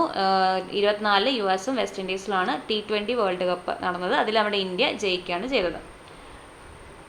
ഇനി ഖേലോ ഇന്ത്യ യൂത്ത് ഗെയിംസിൻ്റെ 2023 വേദി ചോദിച്ചാൽ മധ്യപ്രദേശ് ആയിരുന്നു കേട്ടോ. 5ാമത് വേദിയായിരുന്നു മധ്യപ്രദേശ്. 6ാമത് 2024 വേദി തമിഴ്നാട്ടിലാണ്. ഓക്കെ, ഇനി അടുത്ത ക്വസ്റ്റ്യൻ ആണ്. മലയാള വിഭാഗത്തിലെ കേന്ദ്ര സാഹിത്യ അക്കാദമിയുടെ 2023 ബാലസാഹിത്യ പുരസ്കാരം ലഭിച്ചത് ആർക്കാണെന്ന്? ബാലസാഹിത്യ പുരസ്കാരം ലഭിച്ചത് പ്രിയ AS ആണ് കേട്ടോ. പ്രിയ ASനാണ് കേന്ദ്ര സർക്കാരിൻ്റെ ബാലസാഹിത്യ പുരസ്കാരം ലഭിച്ചത്. പെരുമഴയത്തെ കുഞ്ഞിതളുകൾ, അങ്ങനെ എന്തോ ആണ് കൃതിൻ്റെ പേര് കേട്ടോ. പെരുമഴയത്തെ കുഞ്ഞിതളുകൾ. ഇനി സെൻസിറ്റീവായ ബാങ്ക് അല്ലെങ്കിൽ ഓൺലൈൻ പേയ്മെൻറ്റ് വിവരങ്ങൾ ആവശ്യപ്പെട്ട ഏതെങ്കിലും അജ്ഞാത വ്യക്തി അല്ലെങ്കിൽ സ്ഥാപനം വിശ്വസനീയവും ആകർഷകവുമായ രീതിയിൽ നിങ്ങൾക്ക് മെയിൽ അയക്കുമ്പോൾ ഇതൊരു ഡാഷ് ആണ്. അതൊരു ഫിഷിംഗ് ആണ് കേട്ടോ. നമ്മുടെ പാസ്വേഡും അതും ഇതൊക്കെ അറിയാൻ വേണ്ടിയിട്ടാണല്ലോ. അപ്പോൾ അതറിയുന്നത് ഫിഷിംഗ് എന്ന് പറയുന്ന കുറ്റകൃത്യത്തിൽ വരുന്നതാണ്. ഇനി പാക്കറ്റിൽ ഉൾപ്പെടുത്തിയിരിക്കുന്ന വിവരങ്ങൾ പ്രോസസ്സ് ചെയ്തുകൊണ്ട് ഇനി പറയുന്ന ഉപകരണങ്ങളിൽ ഏതാണ് നെറ്റ്വർക്കുകൾക്കിടയിൽ പാക്കറ്റുകൾ ഫോർവേഡ് ചെയ്യുന്നതെന്ന്? അതായത് ആ വിവരങ്ങൾ പ്രോസസ്സ് ചെയ്തിട്ട് കറക്റ്റ് സ്ഥലത്തേക്ക് അയക്കുന്നത് ഇനി പറയുന്നതിൽ ഏതാണ് അതിൽ ഉത്തരമായിട്ട് വരുന്നതാണ് ചോദിച്ചിരിക്കുന്നത്. ഓപ്ഷൻ ഡി റൂട്ടർ ആണ് കേട്ടോ. റൂട്ടർ എന്ന് പറഞ്ഞാൽ അത് കറക്റ്റായിട്ട് അയക്കും. ഈ ഹബ്ബും ഒക്കെ നമ്മൾ ഇൻഫർമേഷൻ പാസ് ചെയ്യാൻ വേണ്ടി ഉപയോഗിക്കുന്നത് തന്നെയാണ്. പക്ഷേ റൂട്ടറിൻ്റെ ഒരു പ്രത്യേകത എന്ന് പറയുമ്പോൾ കറക്റ്റ് സ്ഥലങ്ങളിലേക്ക് അയക്കുന്നതാണ് റൂട്ടർ. മേൽവിലാസം നോക്കി കറക്റ്റ് സ്ഥലങ്ങളിലേക്ക് അയക്കും. ഡാഷ് ഒരു നിർദ്ദിഷ്ട പ്രശ്നം പരിഹരിക്കുന്നതിനോ അല്ലെങ്കിൽ ഒരു നിർദ്ദിഷ്ട ജോലി ചെയ്യുന്നതിനോ രൂപകൽപ്പന ചെയ്തിട്ടുള്ളതാണ്. അത് ആപ്ലിക്കേഷൻ സോഫ്റ്റ്വെയർ ആണ് കേട്ടോ. ഒരു സ്പെഷ്യൽ പർപ്പസിന് വേണ്ടിയിട്ട് നമ്മൾ ഉപയോഗിക്കുന്നതാണ് ആപ്ലിക്കേഷൻ സോഫ്റ്റ്വെയർ എന്ന് പറയുന്നത്. അടുത്ത ക്വസ്റ്റ്യൻ.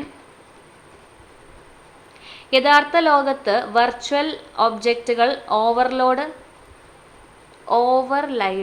ഓവർലൈഡ് ചെയ്യാൻ അനുവദിക്കുന്ന സാങ്കേതിക വിദ്യയുടെ പേര് എന്താണെന്നാണ് ചോദിച്ചിരിക്കുന്നത്. അത് ഓഗ്മെന്റഡ് റിയാലിറ്റി ആണ് കേട്ടോ. യഥാർത്ഥ ലോകത്ത് ഒരു വെർച്വൽ ആയിട്ടുള്ള ഒബ്ജക്റ്റിനെ ആഡ് ചെയ്യുന്നതിന് നമ്മൾ ഓഗ്മെന്റഡ് റിയാലിറ്റി എന്ന് വിളിക്കുന്നത്. ഉപഭോക്തൃ സംരക്ഷണ നിയമം 2019 പ്രകാരം ഏത് ഉപഭോക്തൃ അവകാശം ഉറപ്പ് നൽകാത്തത് ഏതാണെന്ന്? അത് ഓപ്ഷൻ ബി ആണ്. ചൂഷണത്തിനെതിരെയുള്ള അവകാശമൊന്നുമില്ല, പക്ഷെ സംരക്ഷണത്തിനുള്ള അവകാശമുണ്ട്. തിരഞ്ഞെടുക്കപ്പെടാനുള്ള അവകാശവും കേൾക്കാനുള്ള അവകാശവും പരിഹാരത്തിനുള്ള അവകാശമൊക്കെ ഉണ്ട്. ഇനി ദേശീയ വനിതാ കമ്മീഷന്റെ പ്രവർത്തനങ്ങൾ ഇതിൽ വ്യക്തമാക്കിയിരിക്കുന്ന വകുപ്പ് ഏതാണെന്നാണ് ക്വസ്റ്റ്യൻ കേട്ടോ. അത് നമ്മുടെ 10ാം വകുപ്പിലാണ്. വനിതാ കമ്മീഷന്റെ പ്രവർത്തനങ്ങളെ പറ്റി പറയുന്നത് 10ാം വകുപ്പിലാണ്. ഗാർഹിക പീഡനത്തിൽ നിന്നുള്ള സ്ത്രീകളുടെ സംരക്ഷണ നിയമം 2005 പ്രകാരം ഇരകളെ നേരിട്ട് ഉപദേശിക്കാൻ ആർക്കാണ് കഴിയുന്നത്? ഇരകളെ നേരിട്ട് ഉപദേശിക്കാൻ കഴിയുന്നത് മജിസ്ട്രേറ്റ് ആണെന്നാണ് പ്രൊവിഷണൽ കീ അനുസരിച്ച് കേട്ടോ. മജിസ്ട്രേറ്റിനാണ് ഇരകളെ നേരിട്ട് ഉപദേശിക്കാൻ കഴിയുന്നത്. നമ്മൾ പരാതിക്ക് കൊടുക്കേണ്ടത് പ്രൊട്ടക്ഷൻ ഓഫീസർക്കാണ്. റിപ്പോർട്ട് സമർപ്പിക്കുന്നത് പ്രൊട്ടക്ഷൻ ഓഫീസർ തന്നെയാണ്. പക്ഷേ ഉപദേശിക്കാൻ കഴിയുന്നത് മജിസ്ട്രേറ്റ് എന്നാണ് കൊടുത്തിരിക്കുന്നത്. ഇതിൽ ഫൈനൽ കീ നോക്കിയിട്ട് ഇത് കൺഫേം ആക്കിയാൽ മതി. കാരണം ഇതിൽ നമ്മുടെ ഗാർഹിക പീഡനമായിട്ട് ബന്ധപ്പെട്ട സ്ത്രീകളുടെ സംരക്ഷണവുമായി ബന്ധപ്പെട്ട് അവരെ അസിസ്റ്റ് ചെയ്യുന്നതും അവരുടെ പരാതി കേൾക്കുന്നതും ഒക്കെ പ്രൊട്ടക്ഷൻ ഓഫീസർ തന്നെയാണ്. പക്ഷേ ഇതിൽ നേരിട്ട് ഉപദേശിക്കാൻ ആർക്കാണ് കഴിയുന്നതെന്ന് ചോദിച്ചാൽ ഇതിൽ മജിസ്ട്രേറ്റ് ആണ് കൊടുത്തിരിക്കുന്നത്. നമുക്ക് നോക്കാം. ഇനി അടുത്ത ക്വസ്റ്റ്യൻ ആണ് 2005 വിവരാവകാശ നിയമത്തിൻ്റെ 2ാം വകുപ്പിൻ്റെ രണ്ടാം വകുപ്പിൽ ഇനി പറയുന്നവയ്ക്കുള്ള ഏതൊക്കെ അവകാശമാണ് ഉൾപ്പെടുത്തിയിരിക്കുന്നതാണ് ക്വസ്റ്റ്യൻ. ഇതിൽ മുകളിൽ പറഞ്ഞവയെല്ലാം ഉണ്ട് കേട്ടോ. രേഖകളെ പറ്റിയിട്ടൊക്കെ പറയുന്നുണ്ട്, വിവരം ലഭിക്കാനുള്ള അവകാശത്തെ പറ്റി പറയുന്നുണ്ട്, അതിനെ പറ്റിയൊക്കെ പറയുന്നുണ്ട്. അപ്പോൾ ജോലി, രേഖകൾ എന്നിവയുടെ പരിശോധന, രേഖകളുടെയോ ചാർജുകൾ, എക്സ്ട്രാക്റ്റുകൾ അല്ലെങ്കിൽ സാക്ഷ്യപ്പെടുത്തിയ പകർപ്പുകൾ എടുക്കൽ, മെറ്റീരിയൽസിൻ്റെ സാക്ഷ്യപ്പെടുത്തിയ സാമ്പിൾ, ഇതെല്ലാം ഇതിൽ വരുന്നുണ്ട്. 2012 കുട്ടികളുടെ ലൈംഗിക കുറ്റകൃത്യങ്ങളിൽ നിന്നുള്ള സംരക്ഷണ നിയമപ്രകാരമുള്ള കുറ്റം പ്രത്യേക കോടതി വിചാരണ ചെയ്ത ശേഷം ഇരയായ കുട്ടിയുടെ തെളിവുകൾ ഇനിയും പറയുന്ന പരിധിക്കുള്ളിൽ രേഖപ്പെടുത്തണം. എത്ര ദിവസത്തിനുള്ളിൽ രേഖപ്പെടുത്തണം? 30 ദിവസത്തിനുള്ളിൽ രേഖപ്പെടുത്തണം എന്നാണ് പറയുന്നത് കേട്ടോ. ഇനി പോക്സോ നിയമപ്രകാരം കുട്ടി ആരാണ്? കുട്ടി എന്നാൽ 18 വയസ്സ് താഴെയുള്ള ഏതൊരു വ്യക്തിയെയും കുട്ടി എന്ന് പറയാൻ പറ്റും. ഇനി ദേശീയ വനിതാ കമ്മീഷൻ 2024 അധ്യക്ഷ ചോദിച്ചു കഴിഞ്ഞാൽ രേഖാ ശർമ്മയാണ് കേട്ടോ. രേഖാ ശർമ്മയാണ് 2024 കമ്മീഷൻ അധ്യക്ഷ.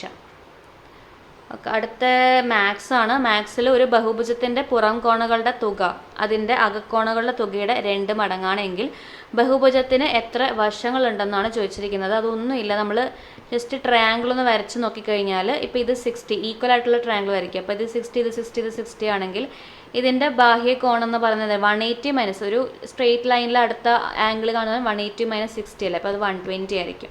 ഇത് നമുക്ക് എടുത്താലും 120 കിട്ടും, ഇതെടുത്താലും 120 കിട്ടും. അപ്പോൾ തന്നെ എന്തായി 60ൻ്റെ ഡബിളാണ് ഇതെല്ലാം. അപ്പോൾ അതിന് സം എടുക്കുമ്പോഴും ഈ ഒരു സമ്മിൻ്റെ ഡബിളായിട്ട് നമുക്ക് കിട്ടും. അപ്പോൾ ഇത് ത്രികോണമാണ് ഇതിൻ്റെ ആൻസർ വരുന്നത് കേട്ടോ.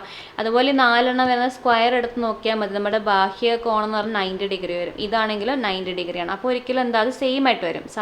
ബാഹ്യ കോണിൻ്റെയും ആന്തരകോണിൻ്റെയും സെയിം ആയിട്ട് സം വരും. അപ്പോൾ ഇത് ഇങ്ങനെയാണ് നോക്കുന്നത്. ഇനി 12 വശമുള്ള ഒരു ബഹുഭുജത്തിൻ്റെ അകക്കോണുകളുടെ തുക എത്രയാണെന്നാൽ ഇതിനൊരു ഇക്വേഷൻ ഉണ്ട്. 180 × n-2 എന്നുള്ള ഇക്വേഷനാണ്. അപ്പോൾ ഇതിൽ 180 × 12 - 2 10 ആണ്. അപ്പോൾ ഇതിൻ്റെ ആൻസർ വരുന്നത് 1800 ആണ്. ഇനി 258 എന്ന ശ്രേണിയിൽ എത്രാമത്തെ പദത്തിൻ്റെ വർഗ്ഗമാണ് ഇതെന്നാണ് ചോദിച്ചിരിക്കുന്നത്. അപ്പോൾ എത്രാമത്തെ പദമായിരിക്കും അത്? 50 ആയിരിക്കും പദം. അതിൻ്റെ എത്രാമത്തെ ശ്രേണിയിലെ എത്രാമത്തെ പദത്തിൻ്റെ വർഗ്ഗമാണ് ഇത് എത്രാമത്തെ പദമാണെന്ന് 50 എത്രാമത്തെ പദമാണെന്നാണ് ചോദിച്ചിരിക്കുന്നത്. അപ്പോൾ A1 plus n-1 into D എന്ന് പറയുന്നത് എന്താണ്? ഡിഫറൻസ് 3 ആണ്. അപ്പോൾ നമുക്ക് ഇതിൻ്റെ ആൻസർ കിട്ടുന്നത് ഓപ്ഷൻ D 17 ആണ്. ഇനി 8% വാർഷിക കൂട്ടുപലിശ കണക്കാക്കുന്ന ഒരു ബാങ്കിൽ 25,000 രൂപ നിക്ഷേപിച്ചാൽ 2 വർഷങ്ങൾക്ക് ശേഷം കിട്ടുന്ന പലിശ എന്തായിരിക്കും എന്നാണ് ക്വസ്റ്റ്യൻ ചോദിച്ചിരിക്കുന്നത്. ഇതിൻ്റെ ആൻസർ ഓപ്ഷൻ B ആണ്. അതായത് ഇത് കാണാൻ ഒരു റേഷ്യോ മെത്തേഡ് ഉപയോഗിച്ച് കണ്ടാൽ മതി. 2:1 എന്നുള്ള റേഷ്യോ മെത്തേഡ്. അതായത് 2500 ഇൻറ്റു 8% കാണുമ്പോൾ നമുക്ക് എന്ത് ആൻസർ കിട്ടും? എന്ത് കിട്ടും? 40. 200 അല്ല 25 ഒരു 0 കൂടെ ഉണ്ട്. അപ്പോൾ 2000 എന്ന ആൻസർ കിട്ടും. ഈ 2000 ഇവിടെ ഇട്ട് കൊടുത്താൽ മതി. അടുത്ത ഈ 2000-ൻ്റെയും 8% കൂട്ടുപലിശ ആണല്ലോ. അപ്പോൾ പലിശയുടെ പലിശ കാണണം. അപ്പോൾ 8% എടുക്കുമ്പോൾ നമുക്ക് എന്ത് കിട്ടും? 16,000 കിട്ടും. 160 കിട്ടും. ഇനി ഇതിനെ ഇൻറ്റു 2 ചെയ്യുമ്പം 4000 കിട്ടും. അപ്പോൾ 4000 പ്ലസ് 160 4160 എന്ന് കിട്ടും. അടുത്തത് A² - B² എന്ന ഫോർമാറ്റിലാണ് കിടക്കുന്നത്. അപ്പോൾ അത് A+B ഇൻറ്റു A-B എന്ന ഫോർമാറ്റിൽ എടുത്ത് എഴുതി ചെയ്താൽ മതി. അപ്പോൾ നമുക്കിതിൻ്റെ ആൻസർ എത്രയാണ് കിട്ടുന്നത്? 75ൻ്റെ ആൻസർ ഓപ്ഷൻ B ആണ്. 4 ആൻസറായിട്ട് കിട്ടുന്നത്. അടുത്ത 1 × 2 2 × 3 3 × 4 ഇതിൻ്റെ ശ്രേണിയുടെ ആൻസർ 440 ആണ് കേട്ടോ. ഇതിന് ഏതെങ്കിലും ഇക്വേഷൻ ഉണ്ടോ എന്നൊന്നും എനിക്കറിയില്ല, ഞാൻ നോക്കിയില്ല. എന്തായാലും ഞാൻ ചെയ്തത് 4 × 5 എടുത്തു, 5 × 6 എടുത്തു, 6 × 7 എടുത്തു. അങ്ങനെ തന്നെ ഞാൻ ചെയ്ത് നോക്കുകയാണ് ചെയ്തത്. വലിയ ടൈമൊന്നും എടുത്തില്ല. ഇൻറ്റു ചെയ്യാനൊക്കെ പെട്ടെന്ന് ചെയ്യുന്നവർക്ക് അത് ചെയ്യാൻ പറ്റുന്ന സിമ്പിളായിട്ടുള്ള മെത്തേഡ് തന്നെയായിരുന്നു കേട്ടോ. വേറെ മെത്തേഡ് ഉണ്ടാവും, നോക്കിയിട്ട് പറയാം. അടുത്ത ഒരു ചതുർഭുജത്തിലെ കോണുകൾ 1:2:3:4 ആയാൽ വലിയ കോൺ എത്രയാണെന്ന്. ഒരു ചതുർഭുജത്തിൻ്റെ ടോട്ടൽ കോണുകളുടെ ഒരു സം എന്ന് പറയുന്നത് 360 ആണ്. 360. അപ്പോൾ ഇത് എത്രയാണ്? 2 + 3 5 5 + 1 6 + 4 10 ആണ്. 10x ആണ് 360. അപ്പോൾ x = 36 ആണ് ഏറ്റവും വലുതല്ല ചോദിച്ചേക്കുന്നത്. അപ്പോൾ 36 × 4 ചെയ്താൽ മതി. അപ്പോൾ എന്താ ആൻസർ വരും? 144 എന്ന ആൻസർ വരും. ഇനി ഒരു സംഖ്യയുടെ ഒന്ന് കൂട്ടിയതിൻ്റെ വർഗ്ഗമൂലത്തിൻ്റെ വർഗ്ഗമൂലം 3 ആണെന്ന് പറഞ്ഞേക്കുന്നത്. അപ്പോൾ സ്ക്വയറിങ് ബോത്ത് സൈഡ്സ് ചെയ്യുമ്പം 2 വട്ടം സ്ക്വയർ ചെയ്യണം, നല്ലല്ലേ ഈ സ്ക്വയർ റൂട്ട് പോകുള്ളൂ. അപ്പോൾ ഒന്നാമത്തെ വട്ടം സ്ക്വയർ ചെയ്യുമ്പോൾ 9 കിട്ടും, വീണ്ടും സ്ക്വയർ ചെയ്യുമ്പോൾ 81 കിട്ടും. അപ്പോൾ = 81. അപ്പോൾ എക്സിൻ്റെ വാല്യൂ എന്ത് കിട്ടും? 80 എന്ന് കിട്ടും. ഇനി ഒരു വൃത്തസ്തൂപികയുടെ ആരം 2 മടങ്ങും ഉന്നതി. അപ്പോൾ ആരം എന്ന് പറയുന്നത് 2 മടങ്ങ് വർദ്ധിച്ചു, ഉന്നതി എന്ന് പറയുന്നത് 3 മടങ്ങ് വർദ്ധിച്ചു. അങ്ങനെയാണെങ്കിൽ ഇതിൻ്റെ വർദ്ധിച്ചാൽ ഒരു വൃത്തസ്തൂപികയുടെ ആരം 2 മടങ്ങും ഉന്നതി 3 മടങ്ങും വർദ്ധിച്ചാൽ വ്യാപ്തം എത്ര മടങ്ങായിട്ട് വർദ്ധിക്കും? വൃത്തസ്തൂപിക എന്ന് പറയുമ്പോൾ കോണാണല്ലോ. അപ്പോൾ 1/3 πr² h എന്നാണ് ഇക്വേഷൻ. അപ്പോൾ ഇതെന്താവും? ഇത് 4 ടൈംസ് ആവും അല്ലെ, r² ആയതുകൊണ്ട്. h 3 തന്നെ ആയിരിക്കും. അപ്പോൾ എത്ര വർദ്ധിക്കും? 12 ടൈംസ് വർദ്ധിക്കും കേട്ടോ, 12 ടൈംസ്. അപ്പോൾ 12 ആണ് ഇതിൻ്റെ ആൻസർ. ഇനി ചിത്രത്തിൽ ഇത് കണ്ടോ, ഇത് ആർക്കാണ് ഉദ്ദേശിക്കുന്നത്. ACB എന്ന ആർക്കിൻ്റെ അളവ് 260 ആണെന്ന്. അതായത് ഇവിടെ ACB എന്നുള്ള ആർക്ക്, ACB എന്ന ആർക്ക്,